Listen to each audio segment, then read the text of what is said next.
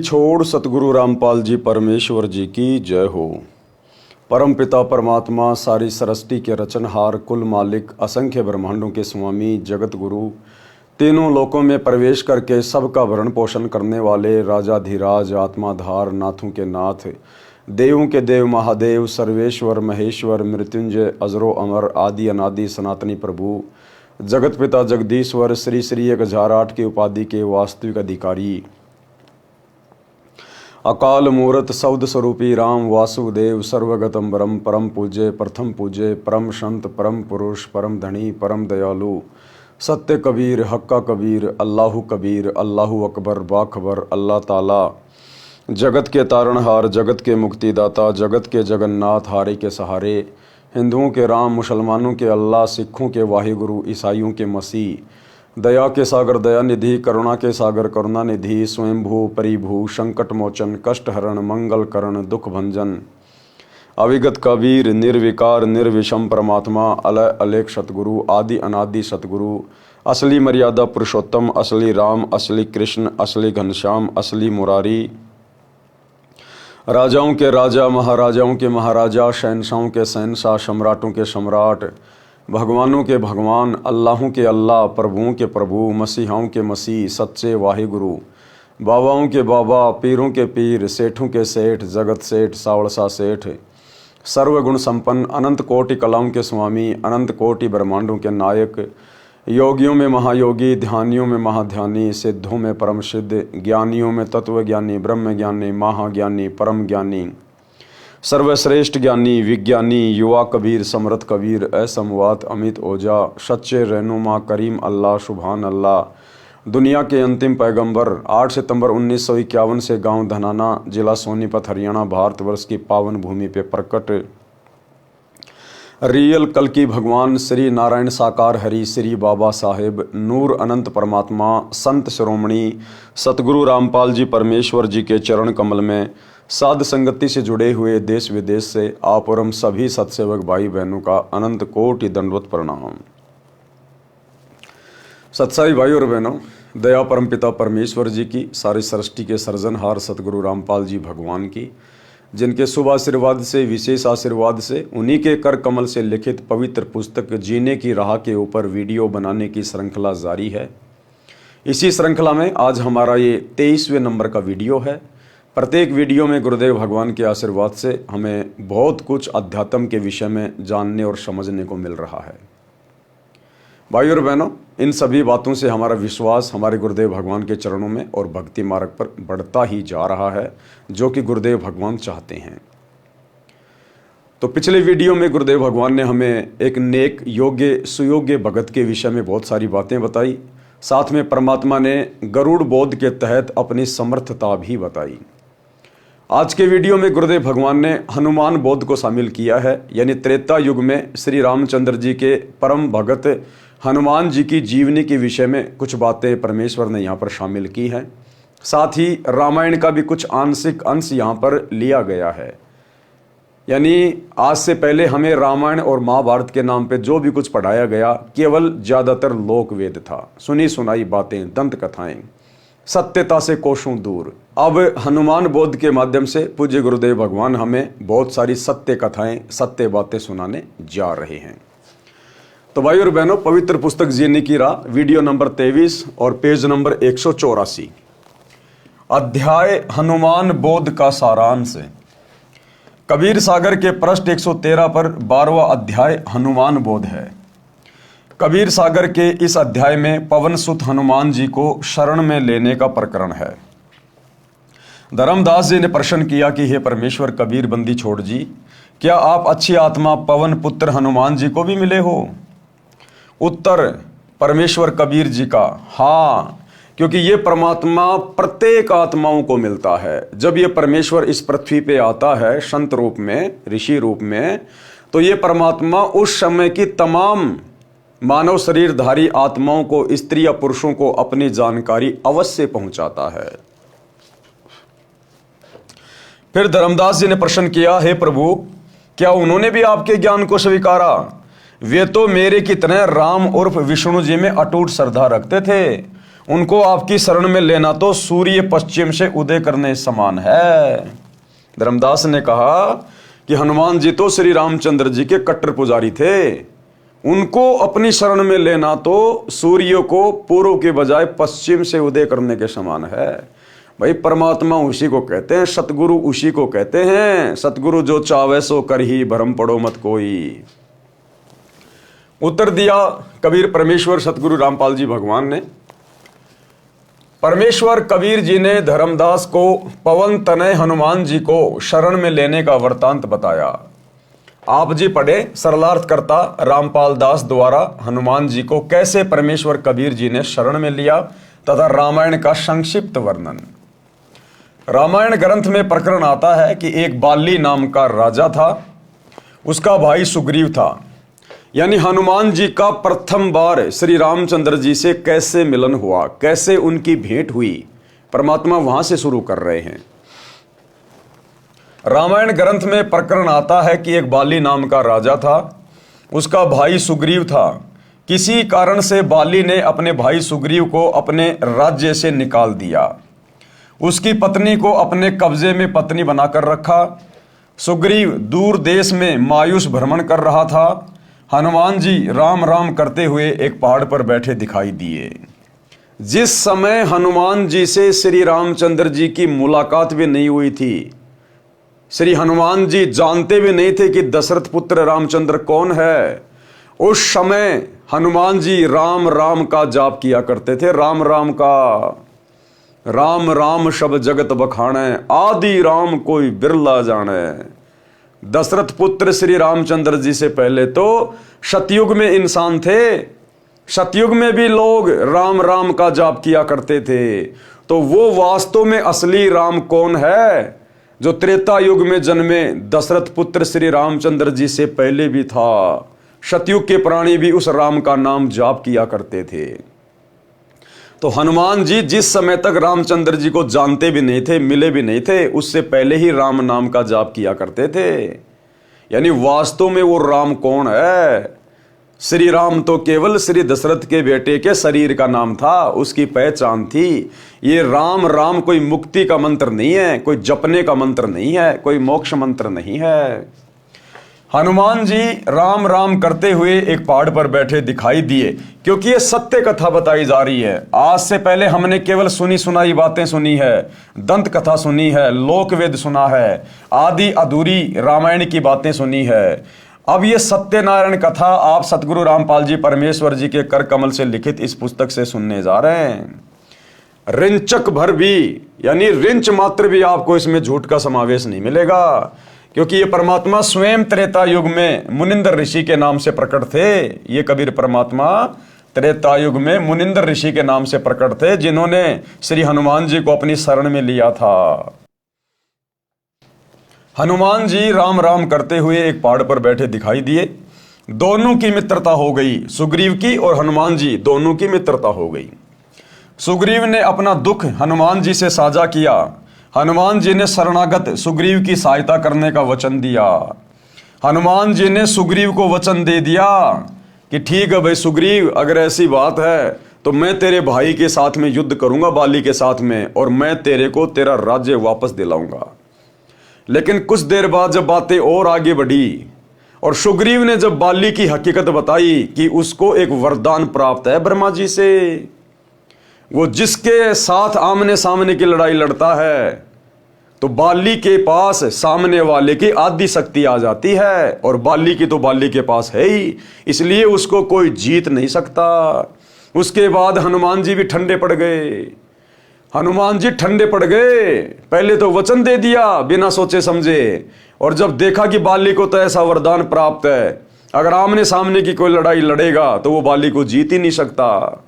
लंका के राजा रावण की भी औकात नहीं थी बाली के साथ आमने सामने होकर युद्ध करने की, इसलिए अंत में रावण ने बाली के साथ में मित्रता कर ली थी।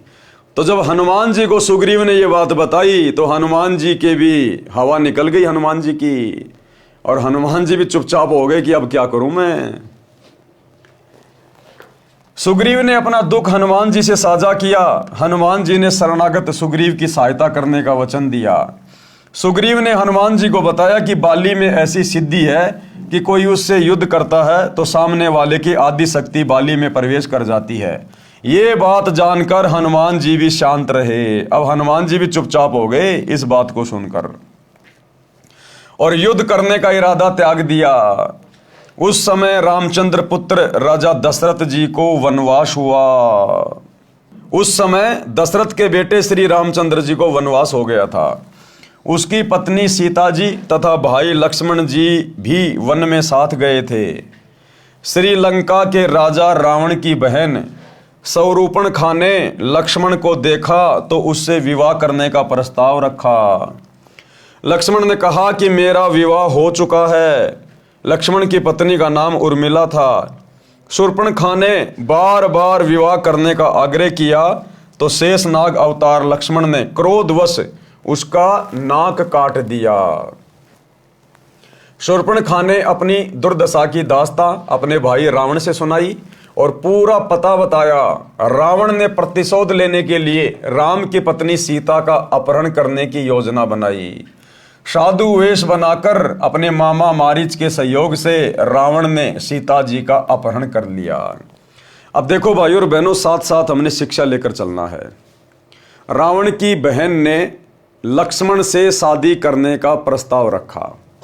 लक्ष्मण ने मना कर दिया कि भाई मैं तो शादीशुदा हूं बहन जी और मैं शादी नहीं कर सकता। लेकिन उसने बार बार कहा तो लक्ष्मण गुस्से में आ गया और अपनी तलवार से उसकी नाक काट दी। ये एक सभ्य व्यक्ति के लक्षण नहीं है, ये एक संत के लक्षण नहीं है, एक भगत के लक्षण नहीं है। लेकिन लक्ष्मण ना तो संत था ना कोई भगत था। श्री रामचंद्र ना कोई संत था ना कोई भगत था। राजा के बेटे थे और राजा के बेटों में तो कितना अहंकार होता है, कितनी मान बढ़ाई होती है।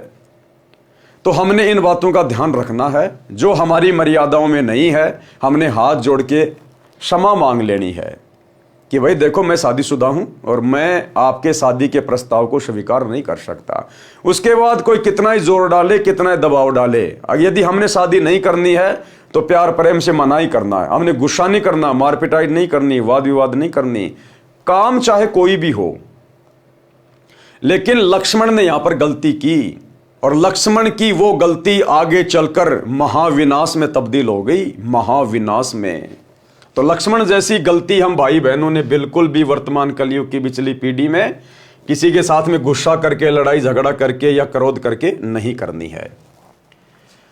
तो शूर्पणखा ने अपने भाई रावण को बताया।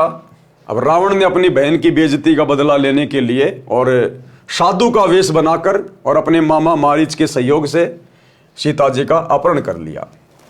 सीता जी की खोज में श्री राम जी तथा श्री लक्ष्मण जी वन वन भटक रहे थे। उसी समय उनको श्री हनुमान जी तथा श्री सुग्रीव जी मिले। आपस में परिचय हुआ। सुग्रीव ने श्री राम से अपना कष्ट बताया। श्री रामचंद्र जी ने शर्त रखी कि यदि मैं आपका राज्य आपको दिला दूं तो आपको सीता की खोज तथा वापसी के लिए मेरा सहयोग करना होगा। अब बाली के साथ तो श्री रामचंद्र जी की कोई दुश्मनी थी नहीं, ना श्री रामचंद्र जी जानते थे बाली कौन है। अपने स्वार्थ के लिए, अब बताओ इनको कैसे भगवान कहें, कैसे इनको परमात्मा की संज्ञा दी जा सकती है। ये तो आम व्यक्ति के लक्षण होते हैं। श्री रामचंद्र जी ने अपने स्वार्थ के लिए, यदि मैं सुग्रीव को राज्य दिला दूं बाली को मार के तो सुग्रीव मेरी मदद करेगा सीता की खोज करने में और खोज होने के बाद अपनी वानर सेना का मुझे पूरा पूरा सहयोग देगा। तो अपने स्वार्थ के लिए विष्णु अवतार श्री रामचंद्र जी ने धोखे से पेड़ की ओट लेकर और बाली का वध किया। बाली से आमने सामने होकर युद्ध करने की औकात दशरथ पुत्र श्री रामचंद्र जी में भी नहीं थी, इसलिए पेड़ की ओट लेकर धोखे से अपने स्वार्थ के लिए उसकी हत्या की। बात पक्की हो गई, दोनों के बीच में बात पक्की हो गई। श्री रामचंद्र जी ने वृक्ष की ओट लेकर बाली को युद्ध करके मारकर सुग्रीव को राज तिलक कर दिया। सुग्रीव ने अपनी प्रतिज्ञा का पालन किया। सीता जी की खोज के लिए चारों दिशा में खोजी भेजे गए। जटायु पक्षी ने श्री राम को बताया कि सीता माता को लंकेश्वर रावण उठा ले गया। उससे मैंने माता को छुड़ाने की चेष्टा की तो मेरे पंख काट दिए। रावण से बातचीत करके सीता को लौटाने के लिए श्री राम जी ने हनुमान जी को राजदूत बनाया। श्री रामचंद्र जी ने श्री हनुमान जी को सीता को विश्वास दिलाने के लिए अपनी अंगूठी दी जिस पर श्री राम लिखा था। अब हनुमान जी सीता जी की खोज करने के लिए नहीं गया था लंका में। हमारे को जो दंत कथा सुनाई जाती है कि हनुमान जी ने सीता जी की खोज की, हनुमान जी ने सीता जी की खोज की, अरे वो तो जटायु ने पहले बता दिया था कि लंका देश का राजा रावण ले गया। उसके बाद रामचंद्र जी ने हनुमान जी को तो केवल इसलिए भेजा था कि तू एक बार जाकर जो है पूरी तसल्ली करके आ जा और रावण से बातचीत भी करके आ जा कि भाई आप सीता जी को वापस लौटा दीजिएगा, युद्ध में कुछ नहीं रखा है। तो अपना दूत बना के भेजा था। सीता उस अंगूठी से हनुमान पर विश्वास कर सकती थी कि जो मुझसे मिलने आया है वह श्री राम का भेजा हुआ है। हनुमान जी श्री राम की मुद्री लेकर आकाश मार्ग से उड़कर श्रीलंका में गए। रावण का एक 9 लखा बाग था, उसमें सीता जी को रावण राक्षस ने कैद कर रखा था। हनुमान जी ने सीता माता को अंगूठी देकर अपना विश्वास दिलाया। सीता जी ने अपना सर्व कष्ट जो राक्षस रावण दे रहा था, यानी वो उसको डराया करता था, धमकाया करता था, जो राक्षसनियाँ थी, जो गंदी औरतें थी, उनसे उनकी पिटाई करवाया करता था कि तू रावण से शादी कर ले, रावण से शादी कर ले। टाइम पे उसको खाना पीना भी नहीं देता था कि सीता टूट जाएगी और मेरे से शादी करने को यस कर देगी। हनुमान जी को बताया। सीता जी ने अपना कंगन सुहाग का कड़ा हाथ से निकालकर हनुमान जी को दे दिया और कहा कि भाई आप ये कंगन श्री राम जी को दिखाओगे तब उनको विश्वास होगा कि तुम सीता की खोज करके आए हो। हनुमान जी के साथ सीता जी ने आने से इनकार कर दिया कि मैं तेरे साथ नहीं चलूंगी। हनुमान जी ने फल खाने की इच्छा व्यक्त की तो सीता ने कहा भाई कोई फल जड़कर गिरा हो वह फल खा सकते हो, फल तोड़कर खाने का मुझे भी आदेश नहीं है। इस बात से नाराज होकर हनुमान जी ने पहले तो पेड़ को गिराया, फिर पके हुए फल खाए, फिर उस वृक्ष को समुद्र में फेंक दिया। ऐसे हनुमान जी ने रावण का 9 लखा बाग उजाड़कर वृक्ष समुद्र में फेंक दिए। लंका के राजा रावण ने हनुमान की पूंछ पर कपड़े रुई बांधकर आग लगा दी थी। हनुमान ने अपनी दुम की अग्नि से रावण की लंका को आग के हवाले कर दिया। इसके पश्चात आकाश मार्ग से उड़कर समुद्र पार करके एक पहाड़ी पर उतरे। सुबह का समय था। पहाड़ पर जलाशय पवित्र जल से भरा था। पास ही बाग था जिसमें फलदार वृक्ष थे। हनुमान जी को भूख लगी थी। स्नान करने का विचार किया। कंगन को एक पत्थर पर रख दिया। स्नान करते समय भी हनुमान की एक आंख कंगन पर लगी थी। लंगूर बंदर आया। कौन सा बंदर आया? लंगूर। लंगूर बंदर किसको कहते हैं? काले मुंह वाले बंदर को। अब ये बातें कौन बता सकता है भाई और बहनों? वही बता सकता है जो उस समय प्रत्यक्ष था, जो अंतर्यामी है, हर युग की बातें जानता है, जिसने पूरी राम कहानी लिखी हुई है। तो कौन सा बंदर आया? क्योंकि बंदर की तो बहुत सारी प्रजातियां हैं। एक प्रजाति है लंगूर। तो गुरुदेव भगवान लिख रहे हैं लंगूर बंदर आया था, जबकि रामायण में आपको कहीं नहीं मिलेगा कि लंगूर बंदर आया था। केवल बंदर का ही जिक्र मिलेगा। उसने कंगन उठाया और चल पड़ा। हनुमान जी को चिंता बनी कि कहीं बंदर इस कंगन को समुद्र में ना फेंक दे, मेरा परिश्रम पर पानी फिर जाए। अब लंका में जाने का रास्ता भी बंद हो गया। अजीब परेशानी में हनुमान बंदर के पीछे पीछे चला।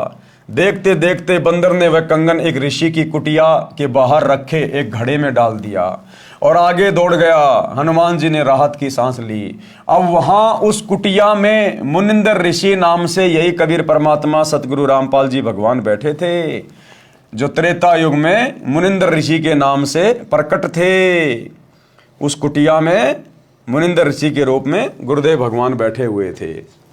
कलश में झांककर कंगन निकालना चाहा तो देखा घड़े में एक जैसे अनेकों कंगन थे। अब हनुमान जी ने उस घड़े में हाथ डाल के कंगन निकालना चाहा, जिस घड़े में बंदर ने वो कंगन डाल दिया था। तो हनुमान जी ने देखा इसमें तो एक जैसे ही बहुत सारे कंगन हैं, बहुत सारे। हनुमान जी को फिर समस्या हुई, कंगन उठा उठा कर देखे, कोई अंतर नहीं पाया। अपना कंगन कौन सा है, कहीं मैं गलत कंगन ले जाऊं और श्री राम कहे ये कंगन सीता का नहीं है, मेरा प्रयत्न व्यर्थ हो जाएगा। सामने एक ऋषि हनुमान जी की परेशानी को देखकर मुस्कुरा रहा था। कौन था वो ऋषि? यही कबीर परमात्मा सतगुरु रामपाल जी भगवान। कुटिया के बाहर बैठा था। ऋषि जी बोले, आओ पवन पुत्र, किस समस्या में हो? हनुमान जी ने कहा कि ऋषि जी, श्री रामचंद्र जी की पत्नी को लंका का राजा रावण अपहरण करके ले गया, मैं पता करके आया हूं। ऋषि जी ने कहा कि कौन से नंबर वाले रामचंद्र की बात कर रहे हो? क्या कहा मुनिंदर रूप में गुरुदेव ने कि हनुमान जी कौन से नंबर वाले रामचंद्र की बात कर रहे हो? तो हनुमान जी को बड़ा आश्चर्य हुआ और कहा, ऋषि जी और कौन रामचंद्र? एक ही तो रामचंद्र है, दशरथ का बेटा रामचंद्र। ऋषि जी ने कहा कि कौन से नंबर वाले रामचंद्र की बात कर रहे हो? हनुमान जी को आश्चर्य हुआ कि ऋषि अपने होश हवास में है या भांग पी रखी है। हनुमान जी ने पूछा, हे ऋषि जी, क्या राम कई हैं? ऋषि ने कहा, हाँ कई हो चुके हैं और आगे भी जन्मते मरते रहेंगे। हनुमान जी को ऋषि का व्यवहार उचित नहीं लगा, परंतु ऋषि जी से विवाद करना भी हित में नहीं जाना। ऋषि जी ने पूछा, आप फल खाओ, खाना बनाता हूं, भोजन खाओ, थके हो विश्राम करो। हनुमान जी ने कहा, ऋषि जी मेरी तो चैन अमन ही समाप्त हो गई है। मेरे को सीता माता ने कंगन दिया था, उस कंगन के बिना श्री रामचंद्र जी को विश्वास नहीं होना कि सीता की खोज हो चुकी है। उस कंगन को पत्थर पर रखकर मैं स्नान कर रहा था, बंदर ने उठाकर घड़े में डाल दिया। मेरी पहचान में नहीं आ रहा कि वास्तविक कंगन कौन सा है, मेरे को तो सब एक जैसे लग रहे हैं। ऋषि रूप में बैठे परमेश्वर कबीर जी ने कहा, हे पवन के लाडले, आप कोई एक कंगन उठा ले जाओ, कोई अंतर नहीं है। और कहा कि जितने कंगन इसमें पड़े हैं इतनी बार श्री रामपुत्र दशरथ को वनवास तथा सीता हरण और हनुमान द्वारा खोज हो चुकी है। हनुमान जी ने कहा, ऋषि जी ये बताओ, आपकी बात मानता हूं, पूछता हूं कि प्रत्येक बार सीता हरण, हनुमान का खोज करके कंगन लाना और बंदर द्वारा घड़े में डालना होता है, तो कंगन तो यहाँ रह गया, हनुमान लेकर क्या जाता है? ऋषि मुनिंदर जी ने कहा कि मैंने इस घड़े को आशीर्वाद दे रखा है कि जो वस्तु इसमें गिरे वह दो एक समान हो जाए। ये कहकर ऋषि जी ने एक मिट्टी का कटोरा घड़े में डाला तो एक और कटोरा वैसा ही बन गया। ऋषि मुनिंदर जी ने कहा, हे हनुमान, आप एक कंगन ले जाओ, कोई परेशानी नहीं होगी। हनुमान जी के पास कोई अन्य विकल्प नहीं बचा था, उस घड़े से एक कंगन निकालकर उड़ चले। श्री रामचंद्र जी को हनुमान जी ने सीता जी की निशानी कंगन दिया तथा जो जो बातें माता सीता ने कही थी वे सब बताई। श्री रामचंद्र जी कंगन देखकर भावुक हो गए, हनुमान जी को सीने से लगाया, कहा, हे संतजन, मैं आपका एहसान कैसे चुका पाऊंगा? आपने अपना जीवन जोखिम में डालकर मेरा महाकठिन कार्य किया है। ये कंगन सीता का ही है। अब सभा बुलाता हूं, आगे का कार्यक्रम तैयार करते हैं। समुद्र पर पुल बनाने का विचार किया गया। नल नील के हाथों में ऋषि मुनिंद्र के आशीर्वाद से शक्ति थी कि वे अपने हाथों से जल में कोई वस्तु डाल देते तो वह डूबती नहीं थी। पत्थर, कांसी के बर्तन आदि जो भी वस्तु वे डालते वह जल पर तैरती थी। उस समय नल नील ने अभिमान करके अपनी महिमा की इच्छा से अपने गुरु ऋषि मुनिंद्र का नाम नहीं लिया, जिस कारण से उनकी वह शक्ति समाप्त हो गई। रामचंद्र जी तथा सभी उपस्थित योद्धा हनुमान सहित मां दुखी हुए। 3 दिन तक श्री राम घुटनों पानी में खड़ा रहा, रास्ता देने की प्रार्थना करता रहा, परंतु समुद्र टस से मस नहीं हुआ। तब श्री राम ने लक्ष्मण से कहा कि मेरा अग्निबाण निकाल, समुद्र को फूंक देता हूं। लातों के भूत बातों से नहीं मानते। उसी समय समुद्र विप्र रूप धारकर श्री राम के सामने करबद्ध होकर खड़ा हो गया तथा कहा कि हे भगवान, मेरे अंदर संसार बसा है, आप पाप के भागी मत बनो। आप ऐसा करो कि सर्प भी मर जाए और लाठी भी ना टूटे। आपकी सेना में नल नील नाम के 2 सैनिक हैं। उनको उनके गुरुजी का आशीर्वाद है। उनके हाथों से पत्थर भी मेरे ऊपर तैर सकते हैं। तब नल नील से पत्थर डालकर दिखाने को कहा तो नल नील ने अपनी महिमा चाही और गुरु को याद नहीं किया। अब ऐसे गलती करते हैं भाई और बहनों हम भगत। अब ये शक्ति नल और नील को त्रेता युग में कबीर परमात्मा जो मुनिंद्र ऋषि के रूप में आए हुए थे उनके आशीर्वाद से प्राप्त थी। और कोई भी कार्य करने से पहले हम भक्तों को गुरुदेव भगवान दिशा निर्देश देते हैं कि अपने गुरुजी को जरूर याद करना चाहिए, मंगलाचरण अवश्य करना चाहिए। आप कोई भी कार्य करें, घर से बाहर निकलें, बच्चे स्कूल के लिए जाएं, स्कूल से वापस आएं, आप सुबह अपने काम के लिए जाओ, काम से वापस आओ, तो हमने मंगलाचरण अवश्य करना चाहिए। लेकिन नल और नील के अंदर उस दिन मान बढ़ाई छा गई कि यदि हम सबके सामने गुरुजी को याद करेंगे, कुछ मंत्र मंत्र बोलेंगे, मंगलाचरण बोलेंगे, तो सब लोगों को यह लगेगा कि यह शक्ति नल और नील की नहीं है, इनको तो किसी और से प्राप्त है, तो हमारी तो बेइज्जती हो जाएगी। तो उन्होंने अहंकार में आकर सबके सामने बिना अपने गुरुदेव को याद किए, बिना मंगलाचरण किए, और उन्होंने पत्थर उठाया और पानी में छोड़ दिया। अब भाई मालिक तो अंतर्यामी है, गुरुदेव भगवान तो सब जानते हैं, जानी जान है। और वैसे भी वो काम गुरुदेव भगवान ने मुनिंद्र ऋषि के रूप में त्रेता युग में खुद ही जाके करना था, क्योंकि वो किसी भगत के बस की बात नहीं थी। अरे जब काल ने हाथ खड़े कर लिए, ज्योति निरंजन ने हाथ खड़े कर लिए, क्योंकि ये वार्ता कब हुई? जब प्रथम बार परमात्मा जोगजीत के रूप में काल के साथ वार्ता कर रहे थे तपतशिला पे, उस समय काल ने कहा था कि आप त्रेता युग में जाना और ऐसे ऐसे मेरा पुत्र विष्णु, उसको नारद श्राप देगा और वो रामचंद्र रूप में अपना कर्म भोगने के लिए नीचे जाएगा, 14 साल का वनवास होगा, उसकी पत्नी को रावण उठा के ले जाएगा और ऐसे ऐसे फिर वो समुद्र पे पुलिया बनाएगा, वो पुलिया नहीं बना पाएगा। हे भगवान, जब आप नीचे जाओ तो आप मेरे पुत्र की वो पुलिया बनाने में सहयोग करना, मदद करना, उसकी पुलिया बनवाना। तो ये काम तो खुद कबीर परमात्मा ने ही करना था और उधर नल नील के बस की बात नहीं थी, क्योंकि जब काल ने परमात्मा से प्रार्थना की पुलिया बनवाने के लिए, तो काल के भी बस की बात नहीं थी समुद्र के ऊपर पुल बनाने की। क्योंकि भाई और बहनों, ये जो तत्व हैं 5, पृथ्वी, अग्नि, जल, वायु, आकाश, ये कबीर परमात्मा सतगुरु रामपाल जी भगवान के अधीन है, ये उनके गुलाम हैं। काल ने तो तपस्या करके प्राप्त किए थे 5 तत्व है, तो इन 5 तत्वों के ऊपर कबीर परमात्मा सतगुरु रामपाल जी भगवान का ही हुक्म चलता है, काल का नहीं चलता। इसलिए काल भी समुद्र के ऊपर पुलिया बनाने में असमर्थ था। तभी तो परमात्मा के आगे हाथ जोड़े कि जब आप त्रेता युग में जाओ तो मेरे पुत्र का समुद्र पे पुलिया बनवाना। तो नल और नील से तो वैसे भी वो काम नहीं होना था, लेकिन उन्होंने जानबूझ के खुद ही उन्होंने गलती कर डाली, तो परमात्मा ने उनको साइड में कर दिया और वो शक्ति भी परमात्मा ने उनसे छीन ली।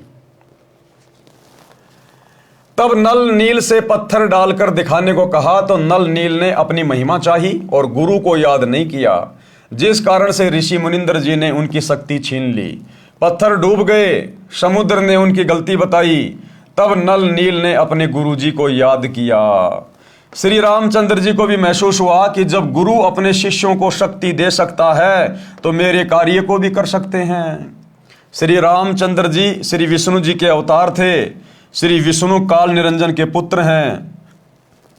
जिस समय परमेश्वर कबीर जी प्रथम बार काल के लोक में आए थे तो ज्योति निरंजन ने पहले तो परमेश्वर के साथ झगड़ा किया था। जब वश नहीं चला तो चरणों में गिरकर क्षमा याचना की और कुछ आशीर्वाद भी लिए। उनमें से एक ये भी था कि मेरा अंश विष्णु त्रेता युग में रामचंद्र नाम से राजा दशरथ के घर जन्म लेगा, उसको वनवास होगा, उसके साथ उसकी पत्नी सीता भी होगी, उसे एक राक्षस लंका नगरी में उठाकर ले जाएगा। तब रामचंद्र समुद्र के ऊपर पुल बनाना चाहेगा, वह नहीं बना पाएगा, आप वह पुल बनवाना। दूसरा आशीर्वाद लिया था कि द्वापर युग में वही कृष्ण रूप में जन्मेगा। कौन? वही रामचंद्र कृष्ण रूप में जन्मेगा और मृत्यु उपरांत वह जगन्नाथ नाम से पूरी नगर में समुद्र के किनारे मंदिर बनवाएगा। समुद्र उसको बनने नहीं देगा, आप उस मंदिर की समुद्र से रक्षा करना। परमेश्वर कबीर जी ने कहा था कि मैं वह कार्य करूंगा। उसी वचन का पालन करने के लिए ऋषि मुनिंदर रूप में परमेश्वर कबीर जी सेतु बंध पर प्रकट हो गए। अब भाई और बहनों, ये सारे के सारे जो वचन थे, जो ज्योति निरंजन ने कबीर परमात्मा से लिए थे कि आप त्रेता में पुलिया बनवाना, द्वापर में वो मंदिर बनवाना, ये उस काल की खोपड़ी की उपज नहीं थी। परमात्मा ने उसको ऐसे वचन मांगने की प्रेरणा की, क्योंकि परमात्मा यहां आकर इन घटनाओं को जन्म देकर और इन अवतारों को आधा अधूरा साबित करना चाहते थे। और आप और हम भक्तों को ये विश्वास हो कि वास्तव में ना तो ज्योति निरंजन समर्थ है और ना ब्रह्मा विष्णु महेश समर्थ है और ना इनके अवतार समर्थ हैं। इनके कार्य भी हमारे कबीर परमेश्वर सतगुरु रामपाल जी भगवान ने सफल किए। तो हमारे परमेश्वर की महिमा हो और हम भक्तों को विश्वास हो कि हम जिस समर्थ की भक्ति कर रहे हैं वो साक्षात परमेश्वर है, सभी के कार्य वही करता है। करे करावे साइयां मन में लहर उठा, दादू सिरदर जीव के आप बगल हो जा। तो ये सारी लीला इसी कबीर परमात्मा सतगुरु रामपाल जी भगवान की अपनी समर्थता को सिद्ध करने के लिए ऋषि मुनिंदर रूप में परमेश्वर कबीर जी सेतु बंध पर प्रकट हो गए और आते आते पर्वत के चारों ओर अपनी सोटी यानी डंडी से रेखा अंकित कराए। वो तो जाने जान थे, अंतर्यामी है। ये कहानी लिखने से पहले भी उनको सारी बातों का पता था। और वैसे भी ये कहानियां जब से सृष्टि रची गई है किस ब्रह्मांड की, अनंत करोड़ बार घटित हो चुकी है। हर त्रेता युग में परमात्मा जाते हैं और उनका पुलिया बनवाते हैं। नल नील ने दूर से अपने गुरुजी को पहचान लिया और कहा, हमारे गुरुजी आ गए हैं। श्री रामचंद्र जी ने अपनी समस्या बताई तथा विनम्र भाव से अपने कार्य की सिद्धि के लिए आशीर्वाद मांगा। परमेश्वर ने कहा, नल नील ने गलती की जिस कारण से इनकी शक्ति समाप्त हो गई है। अब गुरुजी के दोनों बेटे वीरेंद्र और मनोज हरियाणा जाट महासभा का 5वां फ्लोर बनवाने गए और मान बढ़ाई में आके अपनी प्रशंसा के लिए जाट महासभा का धर्मशाला का उद्घाटन कर रहे हैं, पत्थर की शिलान्यास का उद्घाटन कर रहे हैं। गले में दोनों भाई मालाएं डलवा रहे हैं, जबकि गुरुजी ने सतनाम के नियम नंबर 4 या 6 में स्पष्ट लिखा हुआ है कि भगत ने अपने गले में माला नहीं डलवानी, ना किसी के गले में माला डालनी, क्योंकि माला डलवाना पूजा करवाने में आता है। तो दोनों भाइयों ने अपनी पूजा करवाई, जम के अपनी प्रशंसा करवाई, वाहवाही के पात्र बने नल और नील की तरह। तो जब नल और नील की शक्ति छीन ली गई मर्यादा तोड़ने के कारण है, तो सोचिए इन दो राजा बाबुओं की शक्तियां कहां रहेंगी। आने वाले समय में इनको गुरुजी के दर्शन दुर्लभ हो जाएंगे, दर्शन दुर्लभ। मैंने सामने वाले पर्वत के चारों ओर रेखा लगाई है, उसके अंदर अंदर के पत्थर लकड़ी से भी हल्के कर दिए। अब गुरुदेव ने मुनिंदर ऋषि के रूप में श्री रामचंद्र जी से कहा कि हे दशरथ के बेटे, मैंने आते समय ये जो पहाड़ी है ना, इस पहाड़ी के चारों तरफ मैंने एक लकड़ी से रेखा खींच दी है।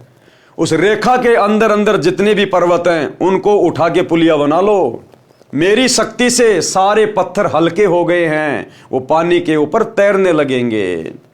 जबकि हमें दंत कथा सुनाई जाती, लोक कथा सुनाई जाती कि रामचंद्र जी ने अपनी शक्ति से पत्थर पानी पे तैरा दिए।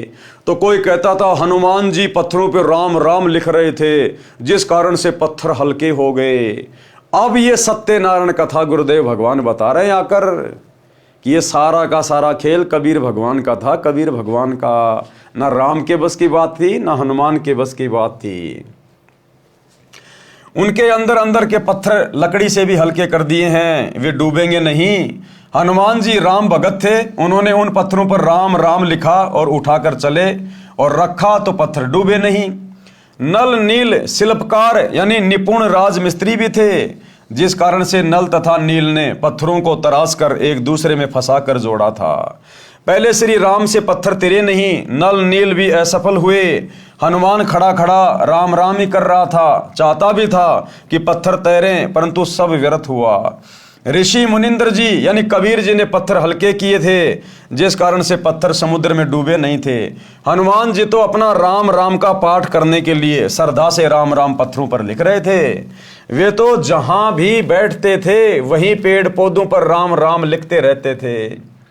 हनुमान जी तो श्री रामचंद्र जी पुत्र दशरथ को जानते भी नहीं थे, उससे पहले भी राम राम का जाप किया करते थे। जैसा कि लोकवेद यानी दंत कथा सुनते आए हैं कि नल नील ने पत्थर तैराए थे तब पुल बना। कोई कहता था कि हनुमान जी ने पत्थरों पर राम राम लिखा जिस कारण से पत्थर तैरे थे, और ये भी सुनते थे कि श्री राम ने पत्थर तैराए थे। कारण ये रहा है कि जो बातें पत्थर तैराने की हुई थी और मुनिंद्र ऋषि जी ने कहा था कि मैंने पर्वत का पत्थर हल्का कर दिया है, ये वार्ता 10-20 व्यक्तियों के समक्ष हुई थी। अब उस समय सेना तो वहां पर करोड़ों में थी, और कबीर परमात्मा की जो मुनिंद्र ऋषि के रूप में गए थे, उस समय जो वार्ता हुई थी उन पत्थरों को तैराने की, परमात्मा ने कहा कि मैंने इस पहाड़ी के पत्थरों को हल्का कर दिया मेरे आशीर्वाद से। अब यह बात तो केवल 15-20 लोगों के बीच में हुई थी, वो करोड़ों की सेना को थोड़ी पता था वहां पे क्या बात हो रही है, तो बाकी लोगों को नहीं पता था इस बात का। तो जब हनुमान जी उस पहाड़ी के भारी भारी पत्थर उखाड़ उखाड़ के और उन पे राम राम लिख रहे थे, तो आम सेना ये सोचने लगी कि ये पत्थर तो इसलिए तैर रहे हैं कि हनुमान जी ने इसके ऊपर राम लिख दिया, क्योंकि वार्ता तो 15-20 लोगों के बीच में हो रही थी, बाकी सेना को तो पता ही नहीं आगे क्या बातचीत हो रही है, किसने पत्थर हल्के कर दिए, कौन है मुनिंद्र जी। तो लोगों ने सोचा ये तो हनुमान जी ने राम राम लिख दिए जिस कारण से पत्थर हल्के हो गए। तो युद्ध के बाद जो सैनिक वीर गति को प्राप्त नहीं हुए, जो बच गए, उन्होंने अपने अपने गांव में आके, अपने अपने घरों में आके फिर ये बातें आगे फैला दी कि हनुमान जी ने राम राम लिखा जिस कारण से पत्थर पानी पे तैर गए, क्योंकि उनको सत्यता का नहीं पता था, जिस कारण से ये झूठी कथा समाज में प्रचलित हो चली। यह वार्ता 20-30 व्यक्तियों के समक्ष हुई थी। शेष करोड़ों व्यक्ति युद्ध के लिए आए थे, वे तो आज्ञा मिलते ही पत्थर लाने लगे। उन्होंने देखा कि हनुमान जी राम राम लिख रहे थे, अन्य उन पत्थरों को उठा उठा कर ले जा रहे थे, आगे नल नील पत्थरों से पुल बना रहे थे। श्री रामचंद्र जी नल नील को शाबाशी दे रहे थे। अन्य उपस्थित व्यक्तियों ने एक दूसरे को बताया कि हनुमान जी ने पत्थरों के ऊपर राम राम लिख दिया, जिस कारण से पत्थर जल पर तैर रहे थे। कुछ को लगा कि नल नील के हाथों में करामात है, जिस कारण से पत्थर तैर रहे हैं। इस प्रकार यह गलतफहमी यानी भ्रमणा फैल गई। पुल बनाकर युद्ध में लग गए, अधिकतर तो मर गए, कुछ बचे वे अपने घर चले गए। उन्होंने अपने अपने नगर गांव में यह गलत सूचना फैला दी जो आज तक निर्विवाद चल रही है। सच्चाई यह है जो इस दास रामपाल दास ने बताई है। युद्ध हुआ, श्री राम की सेना पर नागफांस शस्त्र छोड़ा गया, जिस कारण से श्री राम, हनुमान, जामवंत, सुग्रीव, अंगद सहित सर्व सेना नागों यानी सर्पों द्वारा बांध दी गई। सर्प लिपट गए, हाथों को भी शरीर के साथ जकड़ दिया, जैसे ईखों को किसान बांध देता है, ऐसे निष्क्रिय हो गए। तब गरुड़ को बुलाया गया, गरुड़ ने सर्व नाग काटे, तब सर्व सेना तथा श्री राम बंधन मुक्त हुए। अब बताओ काहे के भगवान, काहे के परमात्मा श्री रामचंद्र जी। रावण ने अपनी सिद्धि शक्ति से, नाग फांस से पूरी रामचंद्र जी की सेना को हनुमान सहित जामवत, अंगद, सुग्रीव सबको बांध दिया यूं बिल्कुल, और सांप लिपट गए चारों तरफ यूं, जैसे गन्ने की पूड़ी को बांध दिया करते हैं किसान भाई, ऐसे बांध दिया। अब श्री रामचंद्र ने देखा भैया मरेगा, अब कोई बचाव नहीं है, तो श्री विष्णु जी के वाहन से यानी अपने वाहन से प्रार्थना की, गरुड़ पक्षी से, कि हे गरुड़ अपने स्वामी को बचाओ, अपने भगवान को बचाओ। भगवान भगत के आगे हाथ जोड़ रहा है। श्री रामचंद्र जी की पुकार पर वो गरुड़ पक्षी आया, बहुत सारे गरुड़ उत्पन्न हो गए सिद्धि से, और अपनी चोंच से उन सर्पों को काटा, मारा, तब जाकर श्री रामचंद्र जी बंधन मुक्त हुए। तो परमात्मा अपनी वाणी में कहते हैं कि बंधन काटे विपत्ति में, क्योंकि श्री रामचंद्र जी पर विपत्ति आ गई थी, नागफांस में बंध गया था। तो कहते हैं बंधन काटे विपत्ति में और कठिन कियो संग्राम, अरे चीनो रे नर प्राणियों, वो गरुड़ बड़ो या राम? अब बताओ, तुम्हारा रामचंद्र बड़ा हुआ या वो गरुड़ बड़ा हुआ जिसने तुम्हारे रामचंद्र जी के भी बंधन काटे? तो ये दुनिया केवल दंत कथा के आधार पर श्री रामचंद्र जी को परमात्मा मान के शास्त्र विरुद्ध साधना में लगी हुई है। ये सत्य कथा अब धरती पर वो कबीर भगवान स्वयं आकर बता रहे हैं सतगुरु रामपाल जी के रूप में कि सत्यता क्या है। तब गरुड़ को बुलाया गया, गरुड़ ने सारे नाग काटे, तब सर्व सेना तथा श्री राम बंधन मुक्त हुए। लक्ष्मण को तीर लगने से मूर्छा आ गई थी, कोमा में चला गया। तब हनुमान जी लंका से वैद्य को उठाकर लाए। वैद्य ने कहा कि द्रोणागिरी पर्वत पर संजीवनी बूटी है, उसकी पहचान है कि वह रात्रि में जुगनू की तरह जगती है। सूर्योदय से पहले वह जड़ी लाई जाए तो लक्ष्मण जीवित हो सकता है, देर हो गई तो मृत्यु निश्चित है। हनुमान जी को यह कार्य श्री राम जी ने सौंपा कि बजरंगबली, तेरे बिना यह कार्य संभव नहीं है। आज्ञा मिलते ही हनुमान जी आकाश मार्ग से उड़ चले। द्रोणागिरी पर राक्षसों ने अपनी माया से सब अन्य नकली जड़ी बूटियों में भी चमक भर दी। वैद्य ने बताया था कि वे बहुत कम संख्या में होती हैं, दिन में उनकी पहचान नहीं हो सकती क्योंकि उनके आसपास वैसी औषधि के पौधे उगते हैं।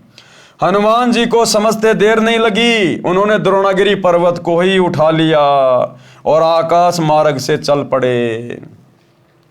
अब भाइयों और बहनों, हनुमान जी की इतनी औकात नहीं थी कि वो द्रोणागिरी पर्वत को उठा के और उड़ के भी चल पड़े। अब द्रोणागिरी पर्वत तो कई किलोमीटर लंबा, कई किलोमीटर ऊंचा पहाड़, पत्थर, हनुमान जी बेचारा कैसे उठा लेगा उसको? ये कार्य भी कबीर परमात्मा सतगुरु रामपाल जी भगवान ने सूक्ष्म रूप में किया। अब हम जो अखंड पाठ की वाणियां सुन रहे हैं, अमर वाणियां आदरणीय गरीबदास जी महाराज जी की, उन वाणियों में जिक्र आता है कि द्रोणागिरी पर्वत को सूक्ष्म रूप बनाकर हनुमान जी के हाथियों के ऊपर अपने हाथ किसने रखे?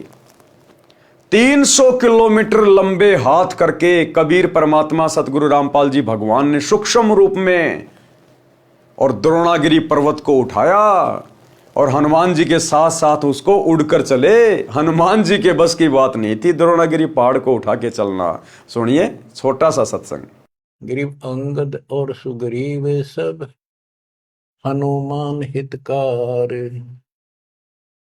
द्रोणागिरी को ले उड़ा लक्ष्मण के उपचार। बच्चों, एक बात विचार करो, हनुमान जी ने पहाड़ उठा लिया, कितना बड़ा द्रोणागिरी उठाया जा सकता है? ये मूसल ठाक, ये सारा खेल दाता का था, वो भी उठा लिया और फिर उड़ के भी चल पड़ा। हाय हाय, करे करा वैसाइया, मन में लहर उठा, दादू से दरजीव के आप बगल हो जा। तो भाई और बहनों, करे करावे साइया, मन में लहर उठा, दादू सिर दरजीव के आप बगल हो जा। ना राम के बस की बात थी। अगर श्री रामचंद्र जी के बस की बात होती द्रोणागिरी पहाड़ को उठाना, तो हनुमान जी को नहीं सौंपता ये काम। श्री राम ने तो हाथ खड़े कर दिए कि हनुमान तेरे बिना ये काम कोई नहीं कर सकता। अरे जब हनुमान जी का भगवान फैल हो गया तो हनुमान जी कहां से उठा लाएगा? जब भगवान ने हाथ खड़े कर दिए तो भगत कैसे उठा लाएगा द्रोणागिरी को? तो कबीर परमात्मा सतगुरु रामपाल जी भगवान ने इन आत्माओं के सर्व कार्य सिद्ध किए, सर्व कार्य,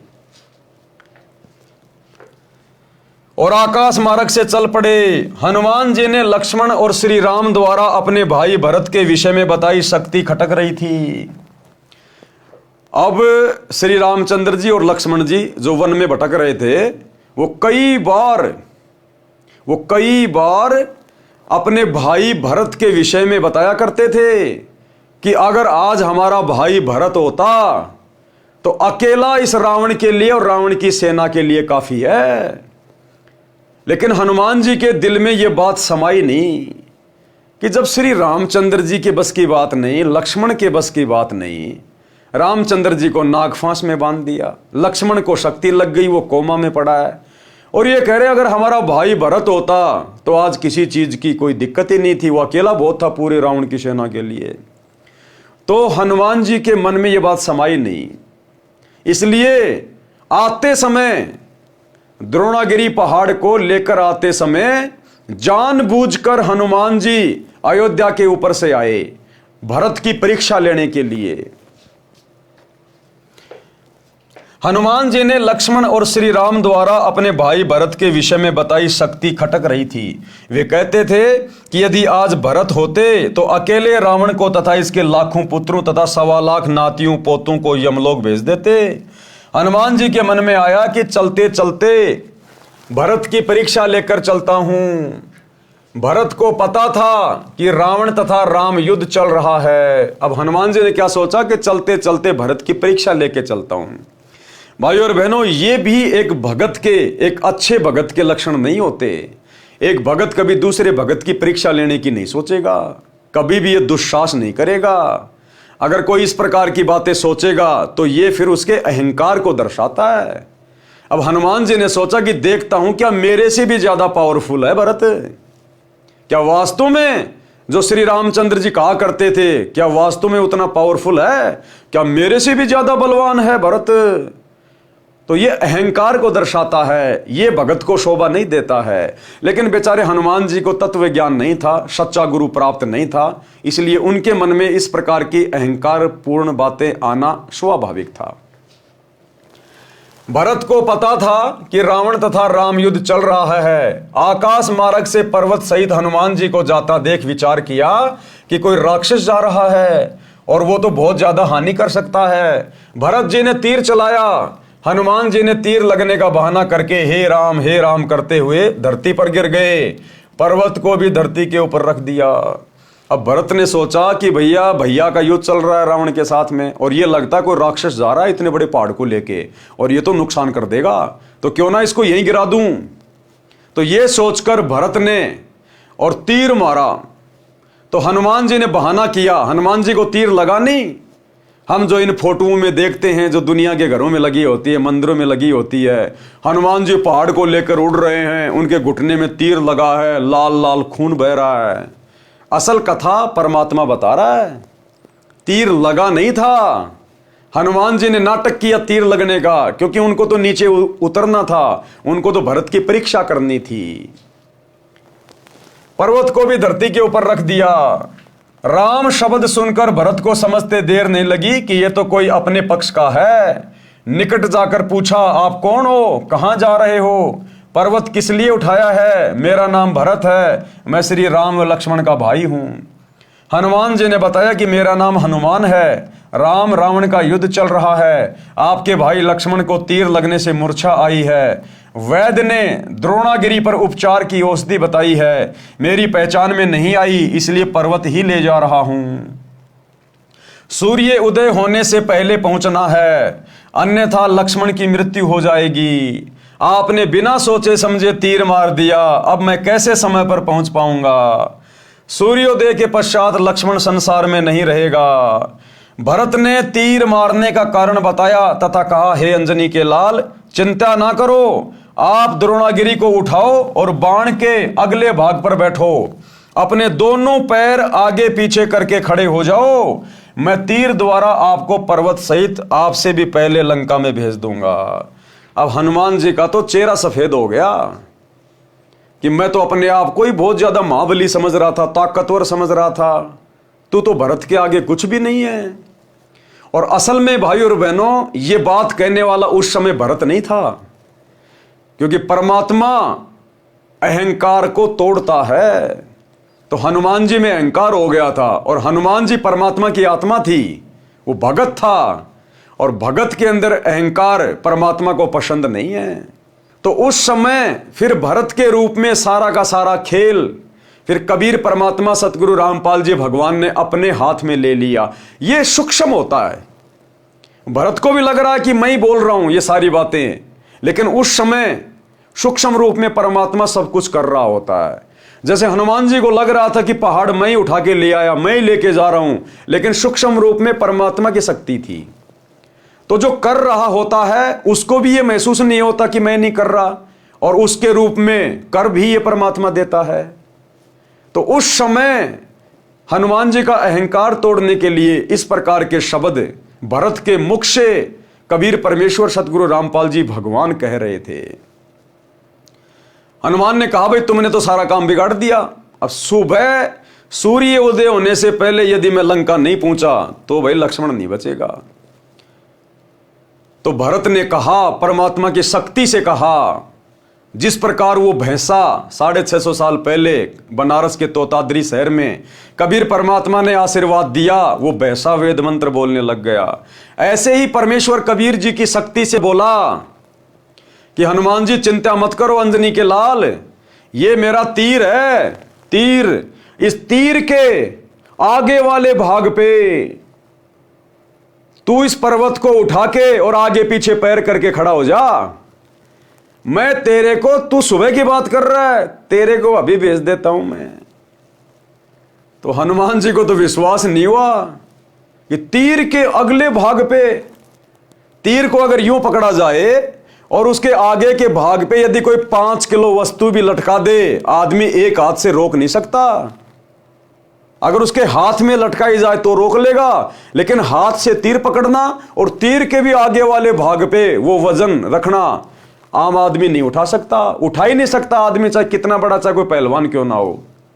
और द्रोणागिरी पहाड़, अरबों खरबों टन वजन, साथ में हनुमान जी भी पूरा टकट्टा पहलवान।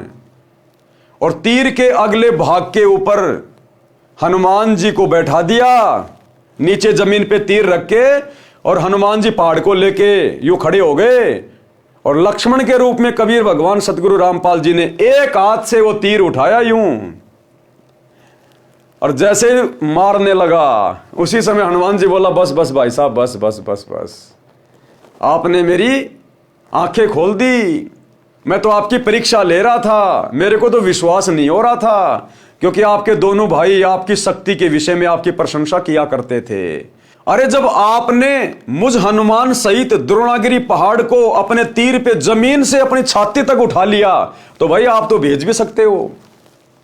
तो उसी समय हनुमान जी राम रमी करके फिर आगे को चल पड़े। अब भाई और बहनों, ये सारा काम कबीर भगवान का। अरे जिस परमात्मा के एक वचन से ये पृथ्वी यूं वायुमंडल में घूम रही है, पृथ्वी कोई जमीन पे थोड़ी टिकी है कहीं, ये पृथ्वी से कई गुना बड़ा सूरज ये परमात्मा की वचन शक्ति से घूम रहा है। 21 ब्रह्मांड जिनके वजन की कोई गिनती नहीं, 7 संख ब्रह्मांड अक्षर पुरुष के काउंटिंग नहीं, ये सब परमात्मा की वचन शक्ति से घूम रहे हैं। तो वो परमात्मा क्या नहीं कर सकता। तो इस प्रकार कबीर परमेश्वर सतगुरु रामपाल जी भगवान ने त्रेता युग में हनुमान जी के अहंकार को तोड़ा।